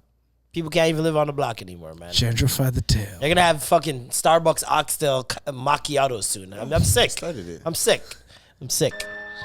They even started jollof rice mix. What? Yes, just added to rice. Oh, that's gross. Disgusting. That's gross. My ancestors are shivering in their graves. That's Insult worse than upon injury. That's worse than breaking pasta. I've never heard of that. You ever broken pasta in front of an Italian person? It's like breaking their heart. Yeah, you just, Don't do it. you Like go don't. this. Literally, You watch their heart break. one of their grandmother's vertebrae You will just crack snap. in that moment when you do that. And I'd be breaking up my angel hair pasta all the time. I'm like, it doesn't fit in the pot. Let's Yes, facts. let's be modified it. I ain't got time for this shit to melt. I'm hungry. How does it feel as a Niger boy seeing that afrobeats is the new dancehall? How does it feel for you? First of all, I like how he said the new dance song. But let me tell you this. You know what I mean by Growing up as like the token African guy, like I grew up in the Western Seas. All my brothers are Jamaican. Like, in fact, it got to the point where I'm going to Nigeria and they're like, "Are you sure you're not Jamaican yourself?" I said, "What are you talking about?" Yeah. I'm like, "You guys, like, no, you're not." I want to chop ball. But it's interesting because I'm remembering the days of like, you know, Sean Paul, Just Give Me the Light. Everyone's in a dance group. Everyone's willy bouncy. Like we want to learn all the Jamaican moves. We want to, you know what I mean? You guys, the music was dance that. groups, man. It's crazy. Groups. But then for me personally, it's like, yo, Pidgin English and like Yoruba, and people are screaming this. Trying to. Let's be. They're trying to. They're getting it very wrong. Yeah. It's Igbo and Shayo. It's Igbo and Shayo. Igbo is weed, Shayo is alcohol. is alcohol, but Shayo could also mean fun as well too. It's like slang, you know. And when he's saying everybody go chop breakfast, what he's saying is that everyone's gonna feel heartbreak. Like it's slang. I had to use my understanding of patois when I was going to Nigeria to understand pidgin. It was weird, yo. But it's interesting because It's so the cadence and some of the words, like you can really see how we formed patois out of it. Mm-hmm. You know what I mean? Like you can see the foundation. It's like I thought patois you couldn't get any lower on the ground floor. Like I thought that was where the root was. Yeah. But like obviously we know most Jamaicans come from Ghana. Yeah. That we're Maroons. shipped over. Maroons are shipped over, and yeah, it's from that language. Like when you hear certain words, even in the song, there's all over the album. Really, he does it a lot on that Popcorn song, Tony and Sing. Yeah. Where you can hear the hints of patois mixed in with that pidgin. It's crazy, man. It's crazy. Exactly. But it's crazy how far it's become. I feel like, especially in Canada, I feel like UK, obviously they were ahead of the game, and they're only 7 hours away from Nigeria, but we're on the other side of the world. And then for it to extend to this far and to hear the impact that it's having, it's sick. You know, I'm a piano, you know, the beat selection, like I'm Piano's becoming the new house. Yeah, exactly. And it's like it's just getting started. That's from South Africa. I feel like Nigeria's like LA in the sense of like once it comes to Nigeria, like we make it boom. You get what I'm saying? Listen, I will say we have only one person to thank, and that's Justin Bieber. Justin Bieber with Sorry. What he did with Sorry, he opened the door for Nigeria and the rest of Africans. Open the door. around Can you imagine? This nonsense. No, but who does everyone like? Okay, for example, like Drake, obviously here, we know that is not the starting point of Toronto on the mainstream, but he's the one. But he's the one that blew it. So we obviously know. I feel like it's always gonna be Wizkid. Wizkid was that guy when I was first going to Nigeria, like back in the day. He was the guy on the Pepsi ad. You know what I mean? Even Drake's first #1 hit was with Wizkid, but people didn't know who Wizkid was. Yeah. Wizkid's fame, right, came in and added to Drake's fame, and that's what made it number one. But people didn't know the One Dance song, right? So it's kind of like there's been years and years of a lot of Nigerians making moves. And another thing is we're all over the world. Yeah. Like there's 250 million Nigerians that live in Nigeria, but that's the biggest population of black people around the world. Then when we talk about lineage and stuff, like Brazil's second, there's a lot of Yorubas and in Brazil as well. And they study Yoruba religion on top of that. That's my language, but they study the religion. It's the sixth largest religion in the world. So it's like there's so much layers to it where now that, it's kind of being put out to the forefront, people are relating to it in a lot of ways in China. Like I learned this recently when I went to do a festival, like the Nigerians are running a lot of the clubs out there. So the Chinese have been hearing a lot of the afrobeats from way back in the day as well too. When you think about You Are My African Queen, for the longest time everyone thought that was a dancehall tune. You know what I mean? Yeah. And that's like P Square and them like that did that song as well too. So we've been seeing it, but I think now it's kind of like exploding. Everyone is kind of on it. All these festivals. You can't go to a party without hearing I Want to Afrobeats. Yeah. One thing that I wish happened more though, I wish there was more collabs with like Jamaican and Nigerian artists. Like we need to see more of that. Well, we're seeing it with Burna Boy and Popcorn, man. They need an EP, bro. And Burna Boy never touched Yard yet, Because Burna Boy never been to Jamaica. Never been to Jamaica, and Burna Boy is a man. Like I remember the first time I went to Nigeria, me and my sister went to this show at Oriental Hotel, and I seen a man in Jordans, and I was like, "Oh, I like your J's." He's like, "Oh, I like yours too." Those times the long tees and Jordans. So he's like, "What's your name?" I said, "Femi." He's like, "What's yours?" He's like, "Burna." I was like, "Oh, that's what's up." My cousin's going crazy. He's like, "Ah, man, Femi, you don't know who they talk to." I said, "Who's that?" He's like, "Yo, Burna." Yo, I was like, "Oh." I said, "That's a cool name." And then at the time, I think his song like to Party. You guys should check that in. That was like one of his first kind of songs. But he was a man where like he would roast Nigerians, like, "Yo, you guys come late." Like there was a time that Nigerians didn't really mess with Burna like that. It's very interesting. Like I remember that time. They did not mess with him because he was too outspoken. Most Nigerians, they like you when you are very respectful and reserved. Yeah. Like David O, he would greet his uncle. Yeah. But like Burna was on a different vibe because remember he was in London and he was on some the gang tip, and then he got deported to Nigeria. He couldn't leave Nigeria for 10 years. That's why his album is called Outside, because it was the first time that he was able to be let out.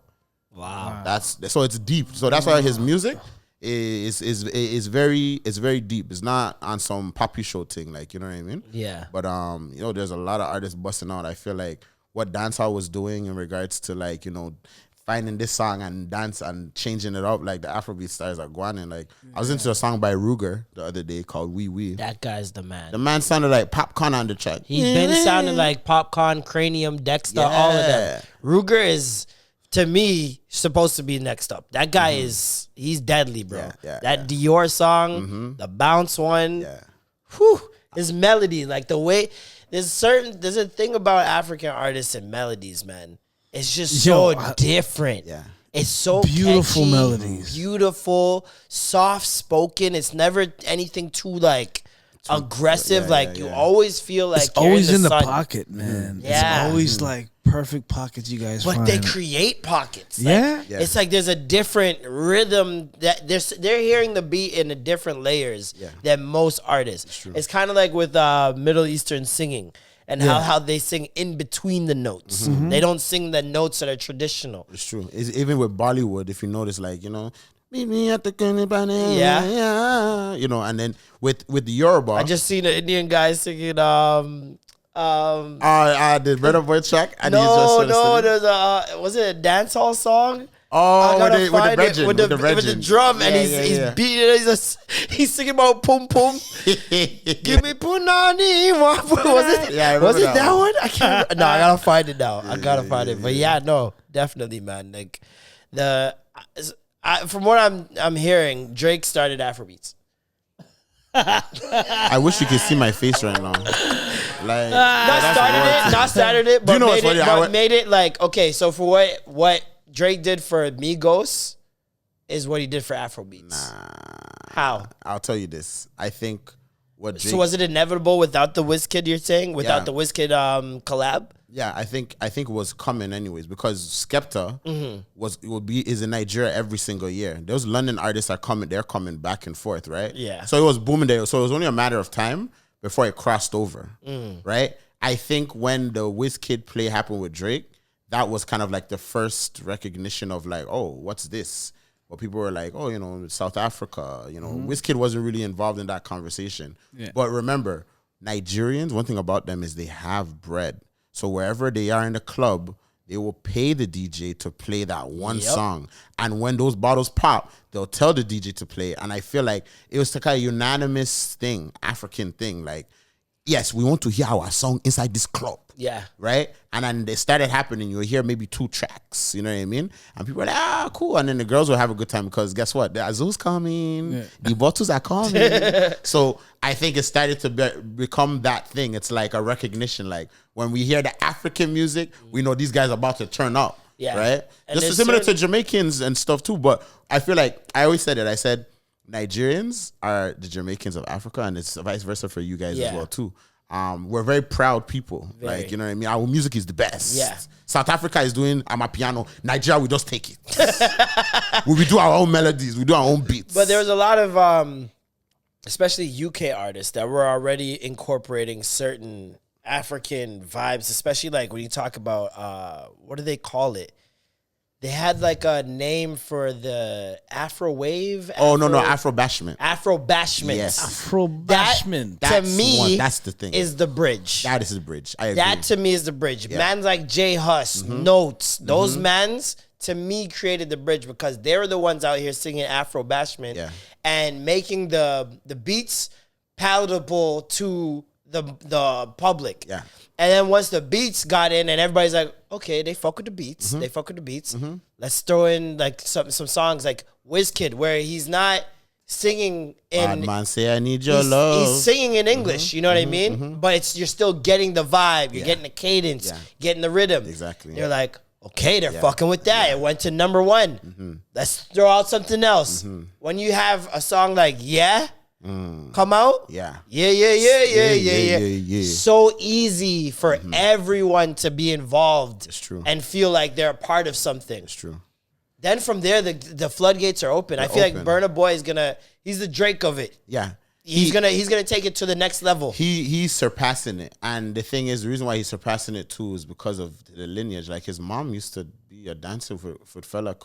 You know what I mean? That's like some level. Huge. Wow. So it's like his music is very inspired by like the root of it all. Well, I was gonna say Fela Kuti, I feel like his Afro funk was probably he's like our Bob Marley. Michael Jordan. He's our Bob Marley. Like facts. He was smoking Kush on stage talking about political matters with a live instruments in the background. Yep. You know what I mean? Like when you take in his music, people don't really take him in, but if you take it in, he's talking about political issues. Yeah. To the point where it's like, bro, and then he had bare things. By him. All of them were wives. He had like 15 wives. Crazy. That rode with him everywhere he went.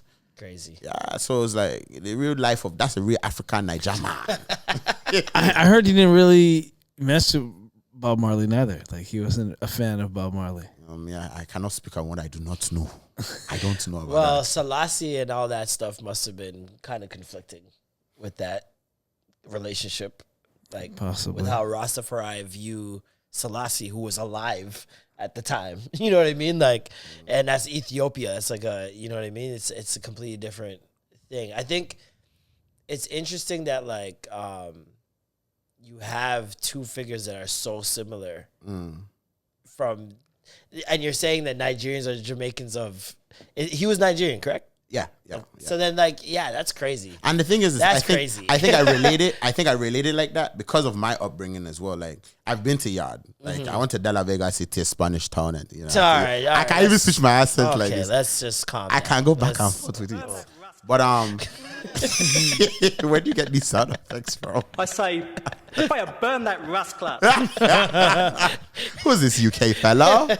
But I think it's interesting. And then another thing too is there's still a lot more genres within the Afrobeats world. Afrobeats I think really came from Afro bashment, came from London. Yeah. Because my parents, how I grew up listening, we were listening to like Sunny Ade, and that's like more Fuji type of music. Okay.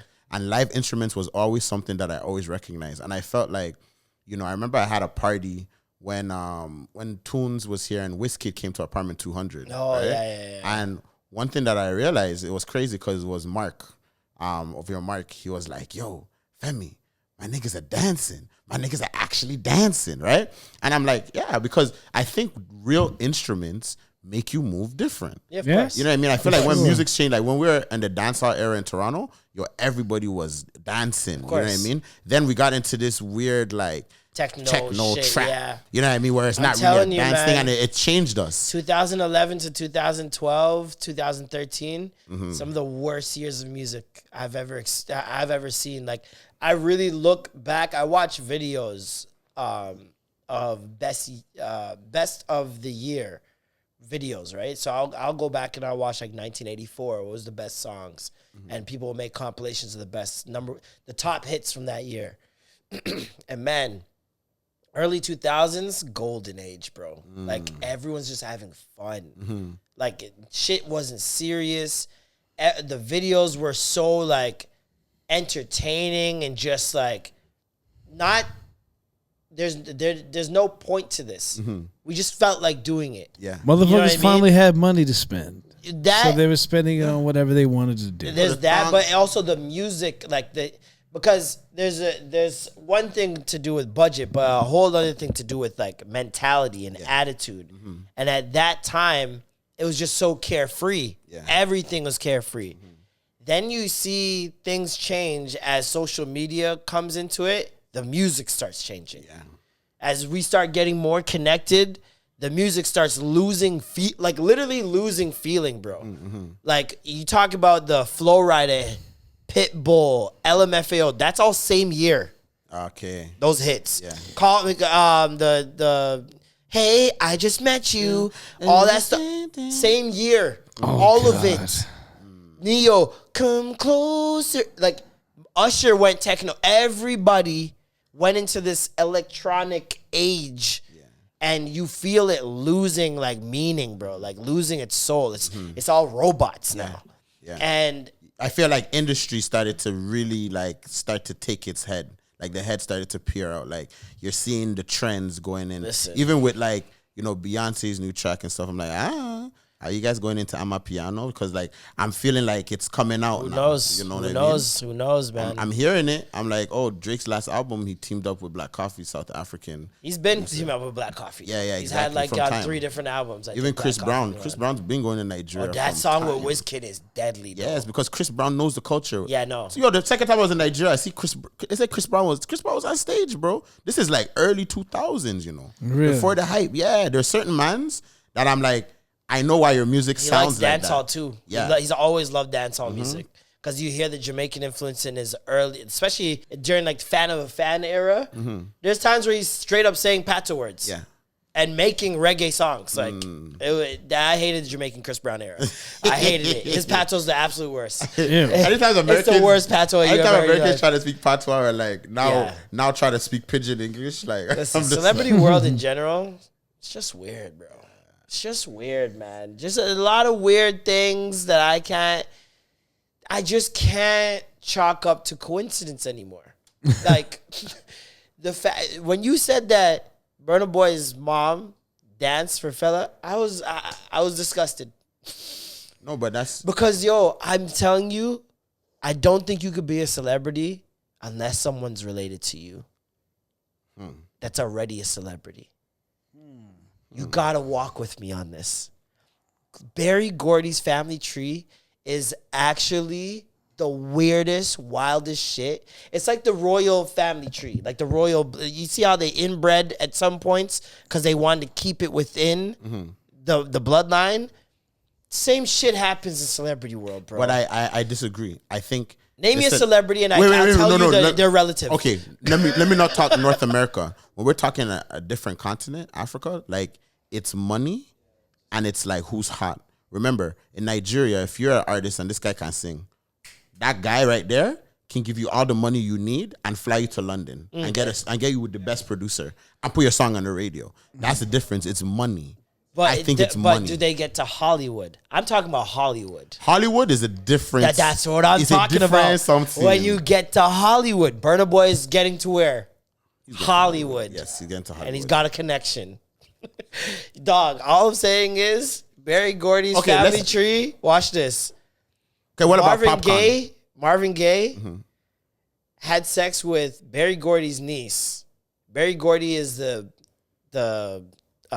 founder of Motown Records. Marvin Gaye has sex with Barry Gordy's niece. They have Marvin Gaye III, who is siblings with Bianca Lawson. Bianca Lawson is in Save the Last Dance. You remember Bianca Lawson, the black girl, the mean girl or whatever? Yeah. Very sexy. I hope we're related. Who is she sister-in-law was with right now? Beyonce. Beyonce, yeah, that's true. And there's more. There's more. Like, it goes on and on like that. I never thought about it like that. It goes on and on like that. Every time I get into a celebrity story, I hear about a relative or I hear about a godfather, godmother. Bro. It's the degrees of separation, Mariah Carey's man. Mariah Carey's godmother, Patti LaBelle. Do you guys know that? I didn't. Was that known information? A$AP Rocky. Let me Google this right now. A$AP Rocky's mom used to date Rakim. She named A$AP Rocky after Rakim. Ferg, who was also in the same group, his dad made the logo for Bad Boy. And he was a bouncer, a security guard for Bad Boy. Marlon might be onto something here. It goes on and on like that. Like, I don't think you guys understand. But but going back to what Norm said, it is degrees of separation. It's all degrees of separation. I don't think it's degrees of separation. I think it's some fucking creepy ass shit going on, man. No, bro. It's weird. It's weird. If you know somebody close enough to the Marlon, I to the disagree. source, You want to know why? If you're single and you were in LA, Marlon, do you know how many people you were connected to? No, but it will make it easier. I'm not related. You could be related with but kids. I'm not. You could have a bag of kids but in the States. don't. And Focus on what is here and now. I'm telling you, people are related. Like, godmother is still, to me, somewhat relation. That's basically the mom you would have if your mom died. So how much talent versus relation? Like what's the Name balance? a celebrity, will find it. I swear, it's Do you crazy, think it bro. only? Do you know who Angelina Jolie's dad is? Who? John Voight.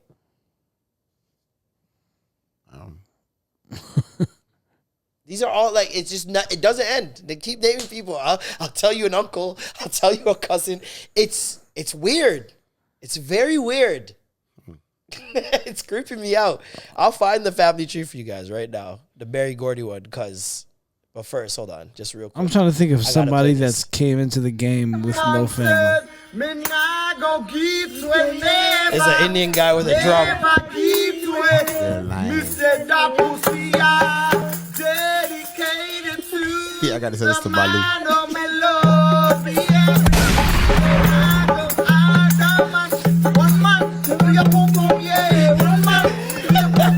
I love how they changed it to your pum pum. To your pum pum. You know what you do? To your pum pum. All right, let me find this Barry Gordy family tree for you guys and just read it out so you guys could just be as creeped out as I am, man. It's just a little weird. That's all I'm saying. I want to be a celebrity still, but Man, I know how you can get there.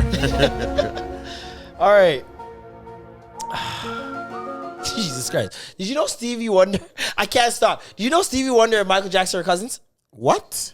It just doesn't end. I don't think you guys get it. Marlon, I don't think you should be talking anymore. Please. Everything is just a joke. They're third cousins, bro. Janet Jackson said that we never told people because we didn't want them to conflate our careers and you know what I mean? Yeah. Third Wildness. Third cousins. Wildness. Remember, Rockwell? You remember Rockwell? Rockwell, no. You don't remember Rockwell? Okay, never mind then. What, the store? I know, I was thinking the store the one on Dundas. Shout out The one that Rockwell. sold the fake Rockaware jackets that Barry Gordy. Hey, you couldn't Rockwell. Yeah.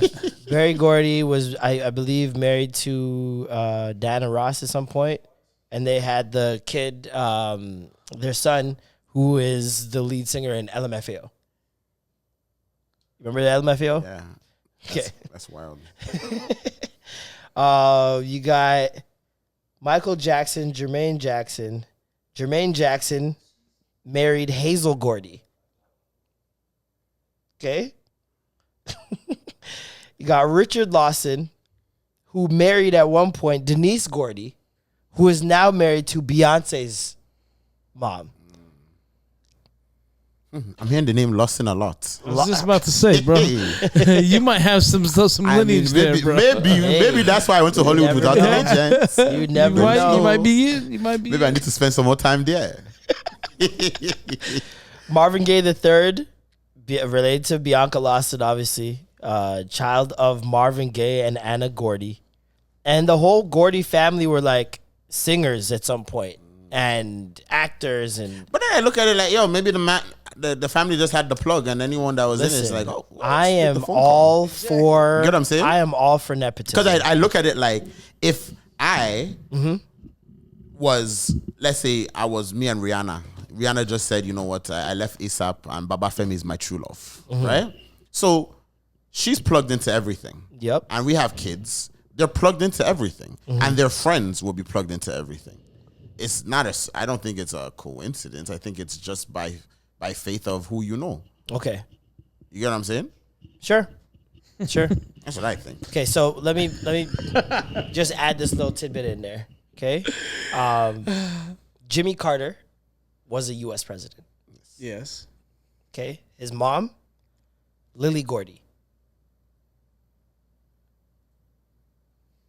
So the the president's wives are linked to The whole industry. not the whole industry. No, but that started it. That's the link.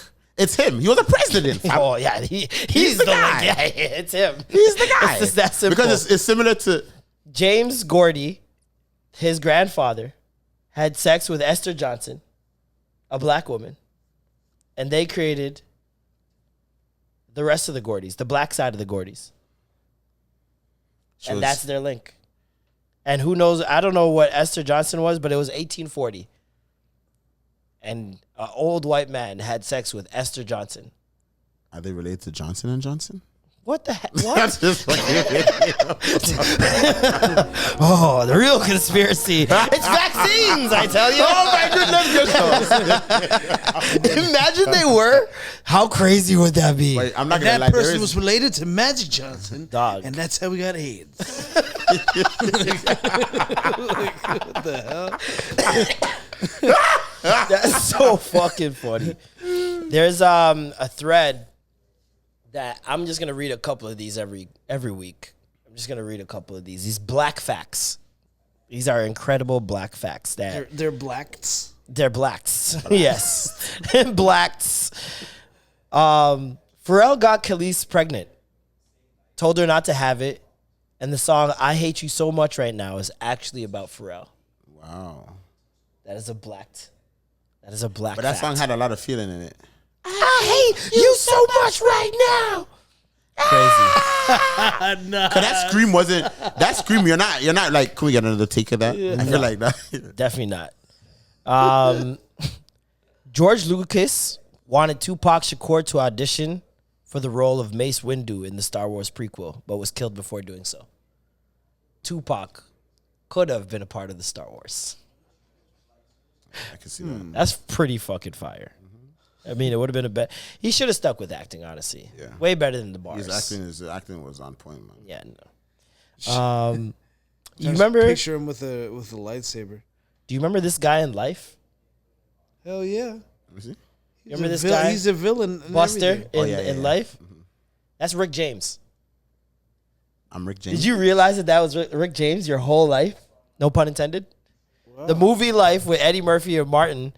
At the start of the movie, they owe Eddie owes somebody money, and that's why they end up having to go bootleg the alcohol, and that's how they end up getting arrested. But the guy that he owes money is Rick James, bitch. That is mad. I did not know that, and I've seen that movie. One of my favorite movies that I've watched a million times, bro. It's a pretty cool black toy. Blacktoid. What's another greasy one? The Backstreet Boys hit song, I Want It That Way, and All I Have to Give were written, arranged, and produced by Full Force. You remember Full Force MD? Yep. Full Force MD, also the villains in House Party. I smell pussy. They wrote that? I wrote it that way. Damn. And all my love is all I knew that song. I have to give. Without you, I don't think I would live. They had a greasy Give my all to you. Love is all I have to give. Damn. Come on, crew. Come on. Yo, them tunes be hitting different. Dog, I'm telling Makes you. sense now. Yeah. Crisscross. Oh, go ahead. No, I said I performed that song at Jane and Finch Mall. Random fact. I told my mom I lost my virginity at Jada Finch Mall. I saw your tweet about that. You told her at Jane and Finch Mall? In the food court. Why would you The tell her in Chinese all food, beside places? the Chinese Oh, food. the $2 special? Yeah. $2 special. You can get some salsa you chicken ball. Crisscross Jump was a diss song. Jump. To who? Another bad creation. And now you're thinking about the line that starts off the song, and it's a diss. Because JD, Jermaine Dupri, he managed Another Bad Creation, and they ended up firing him or something like that. And he was supposed to put out an album with them, and they scrapped the album. And then he went out, discovered Crisscross, and made them diss them in the first song, in the first line. That's a greasy play, you know. Don't try to compare us. Ah, okay. Craziness. Another black fact. Lisa Left Eye Lopez, when the internet first got popping, bought up all the domain names for her celebrity friends. Yes, I see that one. So that people wouldn't buy them and then run up the price on them. She's smart. And she got Lil Kim on the internet. She's smart. Smart as hell, bro. Robin Thicke wrote Usher's Can You Handle It? And Paula Patton is the one singing on the hook. When you hear the girl say that I can go there, baby, with you, that's Paula Patton. How crazy is that? That's wild. That's a really cool factoid. That's a greasy one, right? Damn. I can't remember what song it was that has the Pharrell as a beat. There's a song that has as a beat that everybody loves, but nobody knows it's Pharrell going on it. I can't remember what it's called. It just came out recently. Not long ago, I don't think. Yeah. It was on an album. Was it? And people were like, "Oh, that was the worst." It was Kanye. No, somebody that had bad production. I don't know. I'm thinking Nas. Frank Ocean and Lucky Day went to the same high school. Okay. And apparently sang in choir at the cafeteria. That one's all right. It didn't ginger me. Pharrell and Timbaland are cousins. Let me repeat that. Pharrell and Timbaland are cousins. Yeah, they're two Virginia boys. Yeah. Yeah, that's what they'll tell you. Montel Jordan doesn't see a dime from that song. Yeah. You know the song. Yeah. This is how he do it. That is So not how many- he does it. So many songs he took from. Huh? That was from Slick Rick. No, but he had to pay back the IRS, so he had to give up the rights to the song. I heard about Steve Harvey owing $22 million. Steve Harvey, what? He owed $22 million because he was giving his tax guy the checks, and his tax guy was cashing the checks for himself, and he never paid his taxes for about 7 years. Jesus. And they said he owed $22 million In taxes. Yeah, so he had to it was crazy. Wow. That tax evasion stuff is some serious, man. I did not know Roger Troutman, Computer Love, Zapp and Rogers. He was killed in a murder-suicide by his own brother. What? Yeah. Larry Troutman killed himself. Wow. Super wild. What other I heard about the girl who was in Nelly's Hot in Here video. She passed away. The main girl. Oh yeah, Pasha? Pasha, yeah. Unfortunately, yeah, we talked about that a couple weeks ago. What's another one? We'll do one last one. Let me see which one I could find. I was on this thread for like 2 hours, bro. I read every single thing they wrote in here, bro. It's so entertaining. I'll send it to you. I'll send you the thread. It's so entertaining. Let me see. Mine is one of the only people that I know is like that's still so consistent on Twitter. Yo, I'm trying to get less consistent on there, to be honest with you. I miss the days of Twitter where hashtags were fun. Remember when it was just like... Oh, we were talking about that era? last week, yeah. Oh, Hashtags, man. That's when Twitter was still trying to find its voice. But then you put that one hashtag and it's like 1,000 retweets in 3 seconds, you know? Last black fact. Ready? Dun, dun, dun.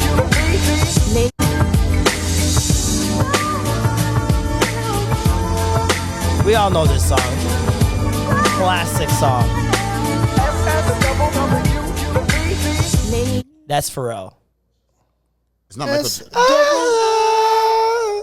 S, the double, the U, the V. I'm going to play it back and now you'll hear it. And you can't unhear it.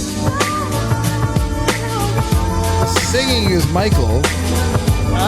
No, he redid it. That's him saying SW. He to redid V. the what's it called? Oh, and also fun fact about this song, Michael gave it to them for free. Michael, that's not Michael Jackson's voice I'm hearing? No, he redid Michael Jackson's part on the song. Like that whatever part. yeah. He redid it, but Michael gave them the song for free. Wow. Didn't charge them anything for the song because he just liked them that much. The real man though. Real man still. That's crazy. There's so many fun facts about Michael Jackson just by himself. Like, even just his connection to Marvel is just wild. Him buying the publishing of, like, what was it? Sony at that time or something like that. Now he owned the Rolling Stones music, the Beatles music. Yeah. Paul McCartney's the one that told him about it. And then he goes and buys it behind Paul McCartney's back, outbids him. Paul McCartney stops talking to him forever. And Michael owns his music, Rolling Stones, Eminem, Billie Holiday or something like that, Billy Joel, and a bunch of other people's music. Who did he give? And he gave Little Richard back his masters so that he could pay off his debts. I find that to be the nicest flex in music when like some stars make it and then they buy your masters and say, "Yo, hold that." That's crazy. Yeah, that's think crazy. that's a dope play. Well, did you know in the Philippines? No, I'm just joking. I was waiting. I'm like looking for facts. I'm like, Don't kill me. my former Filipino president was buried in ice. I was like, cool. What? That's a fact. Buried in ice? That's a Filipino fact. Yeah. Oh man. What about some Nigerian? There's got to be a cool Nigerian Guys, fact. that's a whole episode on its own. There's a lot to say. Give us one Nigerian fact you know off the top of your head. That's kind of like crazy to you. Jollof fries actually stems not from Nigeria, not from Ghana, but the Jollof tribe. The Jollof tribe The of Jollof tribe. This guy said of. where is this Jollof tribe from? Let me. Yeah, he has to Google it. Don't share us a fact you can't. No. I think it's not maybe Congo. Let me just double check because the Nigerians and the Africans were just Congo, which While was you're doing that, formerly known as the Republic of Zaire. Oh, look at this guy. Googles. All right. No, I just- while you're looking that up, we do something here each and every week. And it is our Good Youth of the Week. You're such a good blood. What a good youth. My goodness. I cannot believe that is my God. What are you? My God. Oh, you're so good, youth. Oh, you're so good, youth. This week, Good Youth is none other than Shelly. Shelly Belly. Shelly Belly. Shelly Belly. 35 years old. Still out here dominating the competition. Jamaicans really just dominating the competition. Clean sweep. 1, 2, 3. I've seen 4 clean Jamaican sweeps in my lifetime. I don't think many countries can say that. I'm not gonna lie, you guys. When it comes to running, you've been doing it for years. You've Next been level. running shit. Next level. Yeah. Next level, man. But she's the greatest female sprinter of all time. I feel like she can compete with the men. And, Oh, yeah. And do you Well, see no. her time was amazing. Yeah, but she can't compete with the men though. What was the record? They're doing 9 point something, 9.3. Yeah, they're on next tip. So I didn't think any man would ever be faster than Donovan Bailey when I was younger. But you know what happened? Were you guys watching that live? I watched it, but when he got that little cramp and he did, I'm like, oh, this guy fell What are you talking off. about? Oh, the Donovan next time. Bailey. Yeah, the next time. Yeah. No, but Was that the '96 Olympics when it was in Atlanta? Atlanta. yeah. Yeah, I don't know. For some reason, that Olympics seemed like the That most realist. Olympics was the greasiest one ever. Greasiest one ever. I don't know if it was my age. I don't know if it was I don't anything, know. but I just remember that Olympics. You know what it was for me? It was the way that the production was. They made them look like superheroes to me when I was a kid. Like there's something about Carl Lewis, like watching him complete in like 9 different events and just body all of them, set records in half of them. And remember Mike Johnson? Yeah. With the gold boots? He always just had the gold boots in American. He's a bossy guy. Bossy and guy. He's just talking. yo, that man, they look like superheroes. The way that they shot them, those slow-mos, everything about it. The music was epic. Like, Don't it was forget just great. the McDonald's endorsement. Like they were the official sponsor. Oh, were they? Oh, that's probably for, why. for Olympics? That makes more sense. Because even their intros, the country's intros, and when they came in, I remembered it. Everything was so nice. fire. Yeah, I know. I remember you could buy. I used to have it, man. They had these 4 different colors of suede Atlanta Olympic hats. Yo, they were so fly. Like it was one of the few times where like they had fly gear at McDonald's to buy with The their ones, fries. was it the one, the felt? Yeah. With like a different color bill, and then it was like a white hat, and it had the Olympic logo on the So front they, and they shit. would have the I green and the remember. brown. The They'd man have the them had it. burgundy and the blue. They'd have the Oh gray. yeah, no, like- those are fire. Yeah, they were so That's fun. what Those are fitted. super I used to fire. rock fitteds like crazy, man. I think Roots had some fire Olympic gear as well at some point. Well, they've been our Roots is. I think they had the contract all up till like 2 years ago. I remember my TV when the No, Olympics sorry, were it on was the for Bay. that It was month. the Bay. My TV stays on CBC. Yeah, you know, that's- like the channel change does the channel. not change. It doesn't change. and the TV doesn't go off. Like until we're going to bed, like TV's on all day, yeah. watching all different types of shit, swimming, javelin, all types of shit, yo. But when I noticed when the 100-meter and the relay came on, it was like the slam dunk competition was on. Everybody was It watching. seemed like everybody was at home watching it at the same time. It was so greasy. Like, I remember being home for some really dope, especially Canadian moments. Like, Joe Carter, I faintly remember You remember the home run? the home run. I remember the hell night, yeah. and I remember going on my balcony. And this is where I'm living at Roundtree. Okay. I'm living over at Roundtree Road, and we go on the balcony, and everyone's on the balcony just banging pots.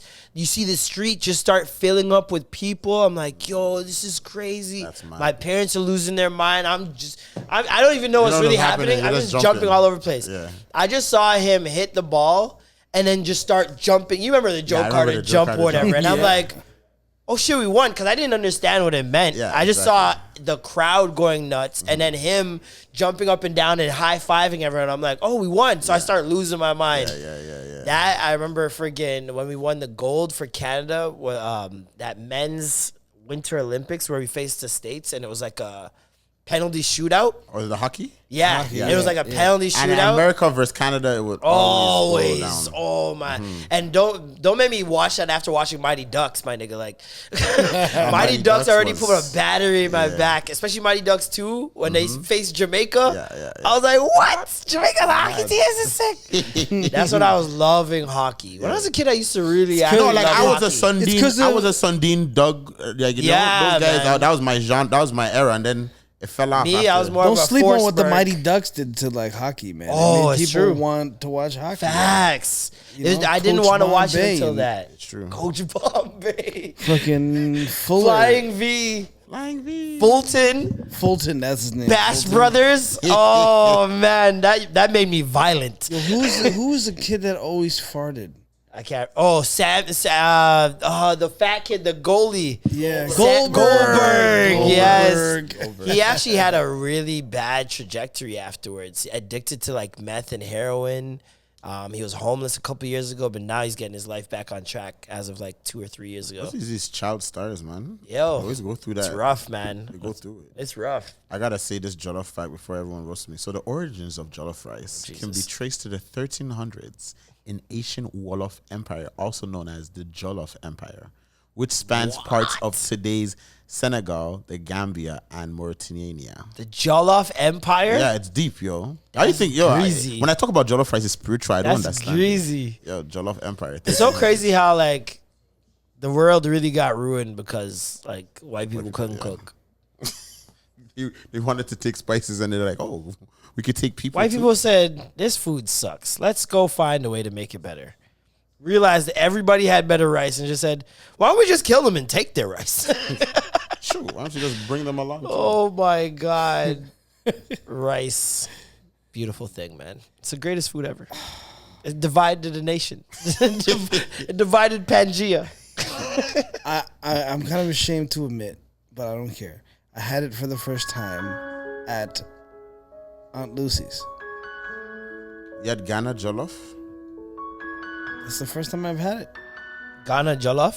How could you do that? How could you? Yeah, you want to choke, bro? Would I eat jerk chicken in Trinidad?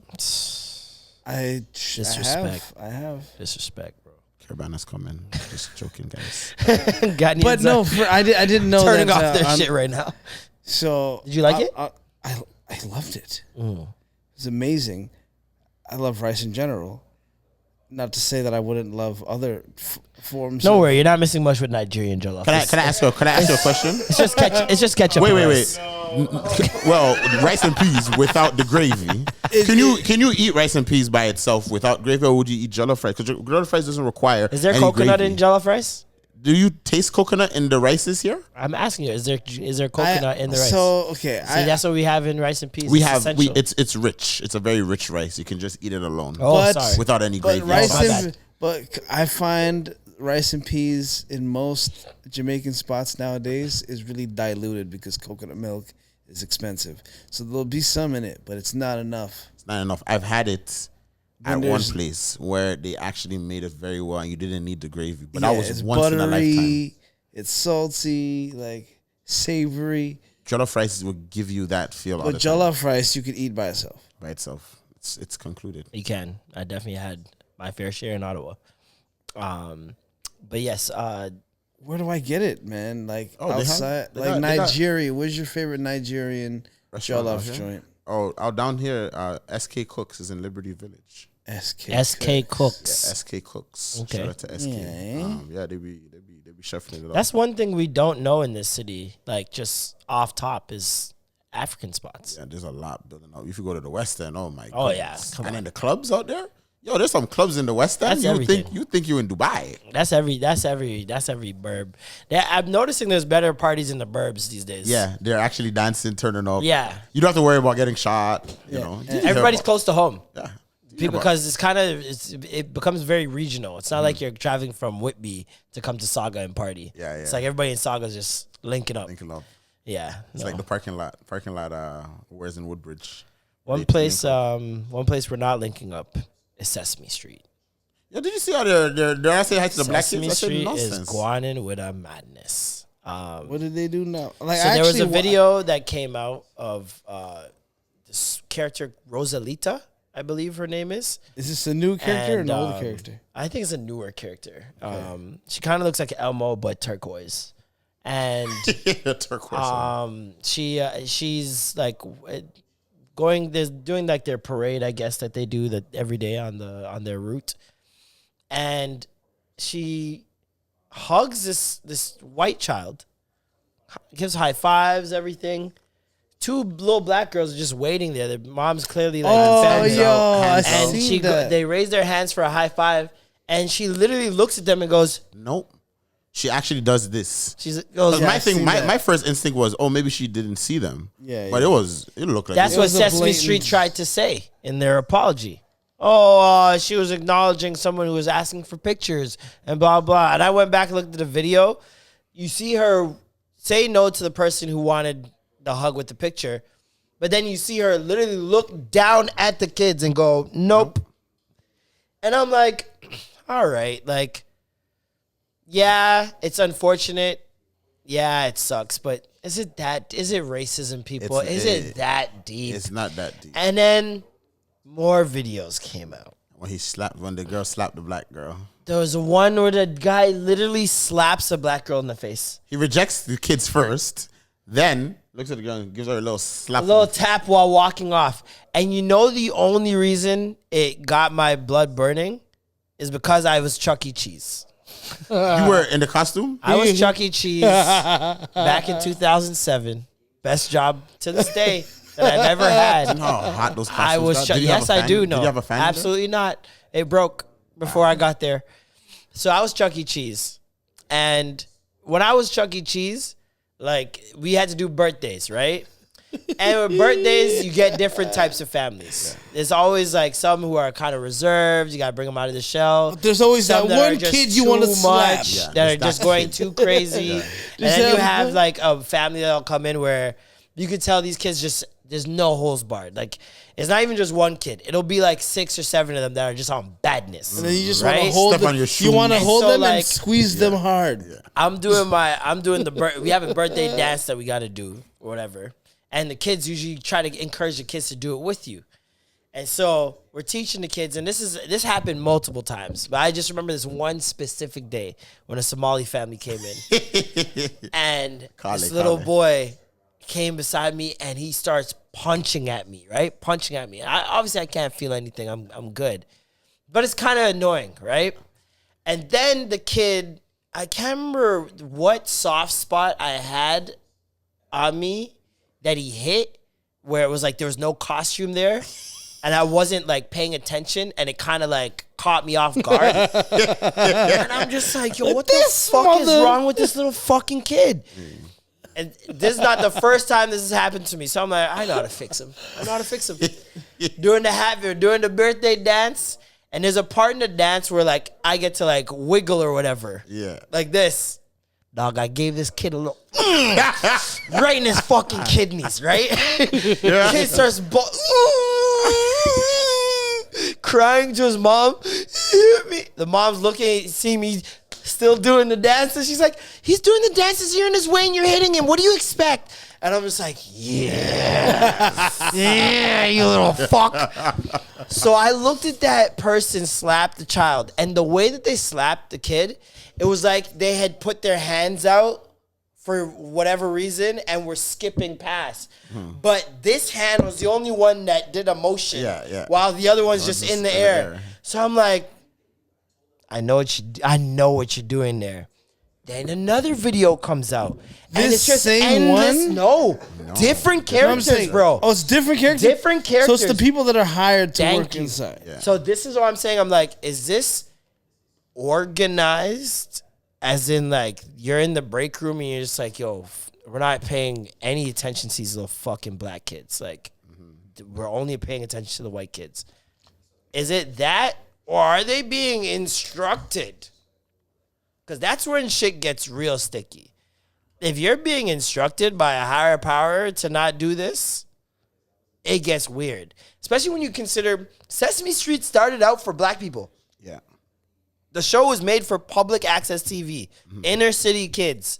They literally did studies, group focuses, all these different. They wrote a thesis on why black kids and impoverished kids need this show because the gap of education was getting crazy. Yeah. And so they put out this show, and majority of the cast, like when you talk to the main character, he was black. His Luther wife is on it. Vandross was on that. His wife was on it. His son was on it. Luther Vandross was on. Countless black activists, Jesse Jackson. Like, you can go down the list. And I remember Sesame Street feeling like the most inclusive thing on television. It's true. Other than Mr. Rogers when I was a kid. Like, Mr. Rogers was up there with the inclusion, but Sesame Street was right on pace. Like, Barney, too. Barney was really high on inclusion. Like, the numbers would look like a little skewed, but you'd have at least one local Asian kid, two black kids. You know, you saw yourself in a couple episodes. You know, it would reflect the demographic. You know what I mean? Teletubbies too.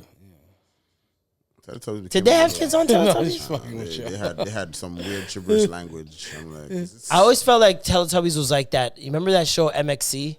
Where it was like a Asian show, they do the obstacle course stuff, and they dubbed it over with English. And they weren't actually saying what they were actually saying. no, it. it's the same thing I felt for Pingu. I was like, Pingu? I thought it was a Chinese show that dubbed over. I thought Teletubbies was the same thing. Yeah. I thought it was a Chinese show dubbed over. Pingu was acted up- French. Was it French? No. It was- Yeah. Yeah? Pingu was actually French. But when Pingu acted up, his parents would slap the kid like... Pingu was a bad little youth. It was. But Cauou never Cauou's got the worst. slapped. He never got. That's he never why got he's so beaten. bad, though. He's And like a kids bad grew up breed. seeing King Cauou. We grew up seeing Pingu. Fucking Cauou. Oh, he's got leukemia. You can't hit the kid with leukemia. No, he was a bad youth. He's a bad He really kid. had leukemia? That's what they did. I Or was faintly it- he had remember that somebody told me. Charlie Villanueva disease. Oh, alopecia just all over. Alopecia. He's got the Jada. He's got the He got the pink. He's got the pinkett. I remember someone telling me that the final episode of Cauou was like he's laying in a bed and he's just like, I don't feel so good. And then the camera just zooms out. That's so rude, yo. I don't feel so good. I bet you don't, Cauou. I bet you don't. Yeah. This is for all the years you have been bad. You will now meet your maker. I don't know who was the worst. I'm trying to think who was the worst kid in like TV. It was Rupert. Rupert was a man that just went on adventures. Rupert had no parental supervision. I don't Yeah, even I'm like, how blame did this the guy man. go out on adventures for days? The man parents put on never his came? scarf and said, I'm off of this. "Ta-ta." Tintin, that's a little bad Yeah, youth. Tintin was a bad one. Tintin was a bad youth. What's the one with the Remember elephants? Dumbo? Oh, Dumbo? Yeah. Oh, no. No, the elephant. I on know white what you're TV. talking about. Not Rupert. It came on after Yeah, Rupert, yeah, though. yeah. It was like the whole And he series had a, of he had a TV shows. crown. His dad is the king. Yes. Yes. Oh, what's that called? No, And look they that up. And they had the monkey. The monkey was there. Bad Bar. Bad Bar. That bar. Bad Bar. That's what it Yo, was. I need to watch that again. Bad Bar was levels, That was dog. levels. That was some king. That was some king shit, yo. Bad Bar, I Yo, now that I felt think about more it- mature watching Bad Now Bar. that I for some think about reason. it, now that I, Ball. yo, Marlon, now that I think about it, What? it was an elephant that had a crown. Were they trying to say that these ones were from Africa? They were in Africa. But why did they make them elephants?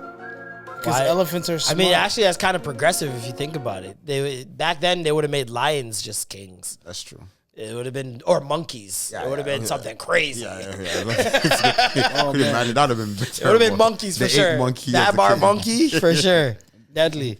Friggin' There were some the show that creeped me out the most was Bananas in Pajamas. bananas In pajamas, I they're jumped bouncing everywhere. I'm like, why they bouncing everywhere? Yeah, like it was kind of bro. a because it was B1 and B2. Like, why are these guys in pajamas? And it's like, And they talked weird. Like, they always got to say each other's name. I'm going to bed, B1. Okay, B2. I'm like, why these niggas got to always say each other's names? Like, it's getting, I don't know. It was weird. do you want It to know was what weird. show really like I was watching and I was like, how am I into this?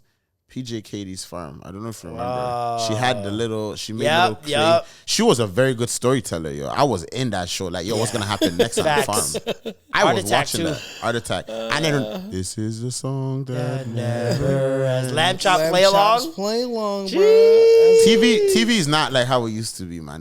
Yo, parents hated that song. That song was annoying. Don't make me hear that song because I'm on next hour. I'm on. It's already stuck in my head already. I'm on for the next hour, bro. Yeah, no, that show was greasy. Friggin'.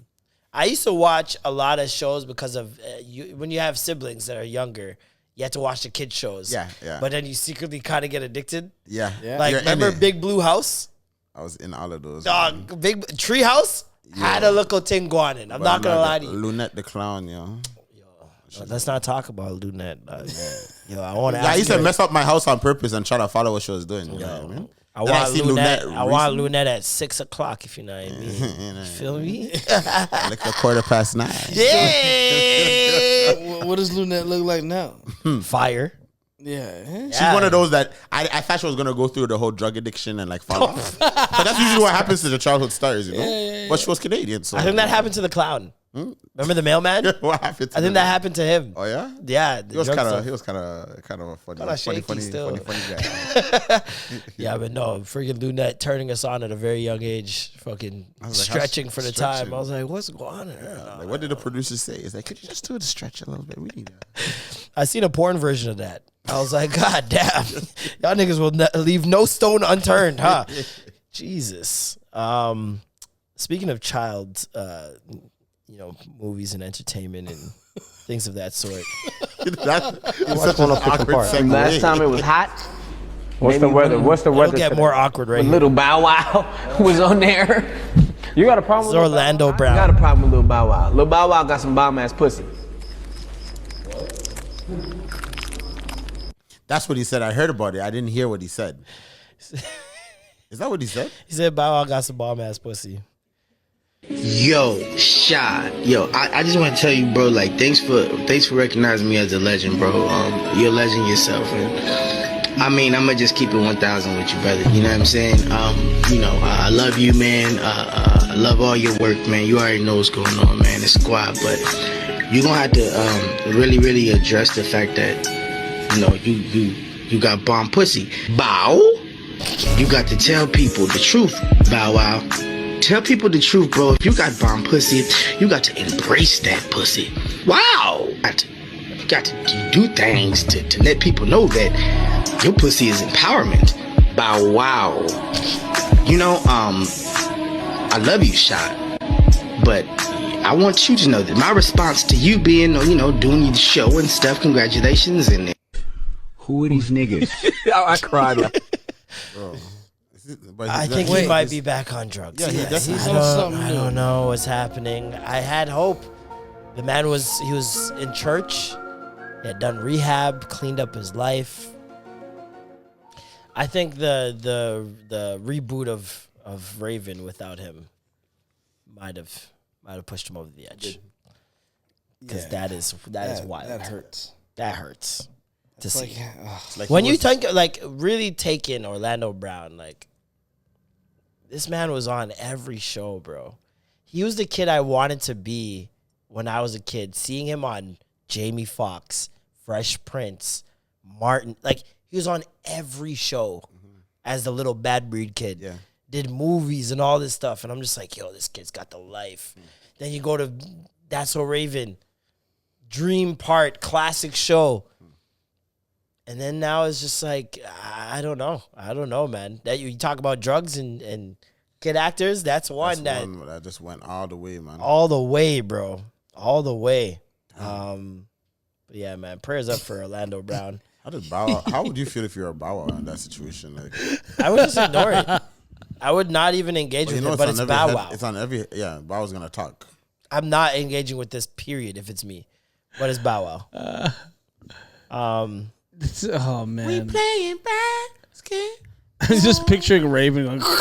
He's just like peering into some little Bow Wow pussy.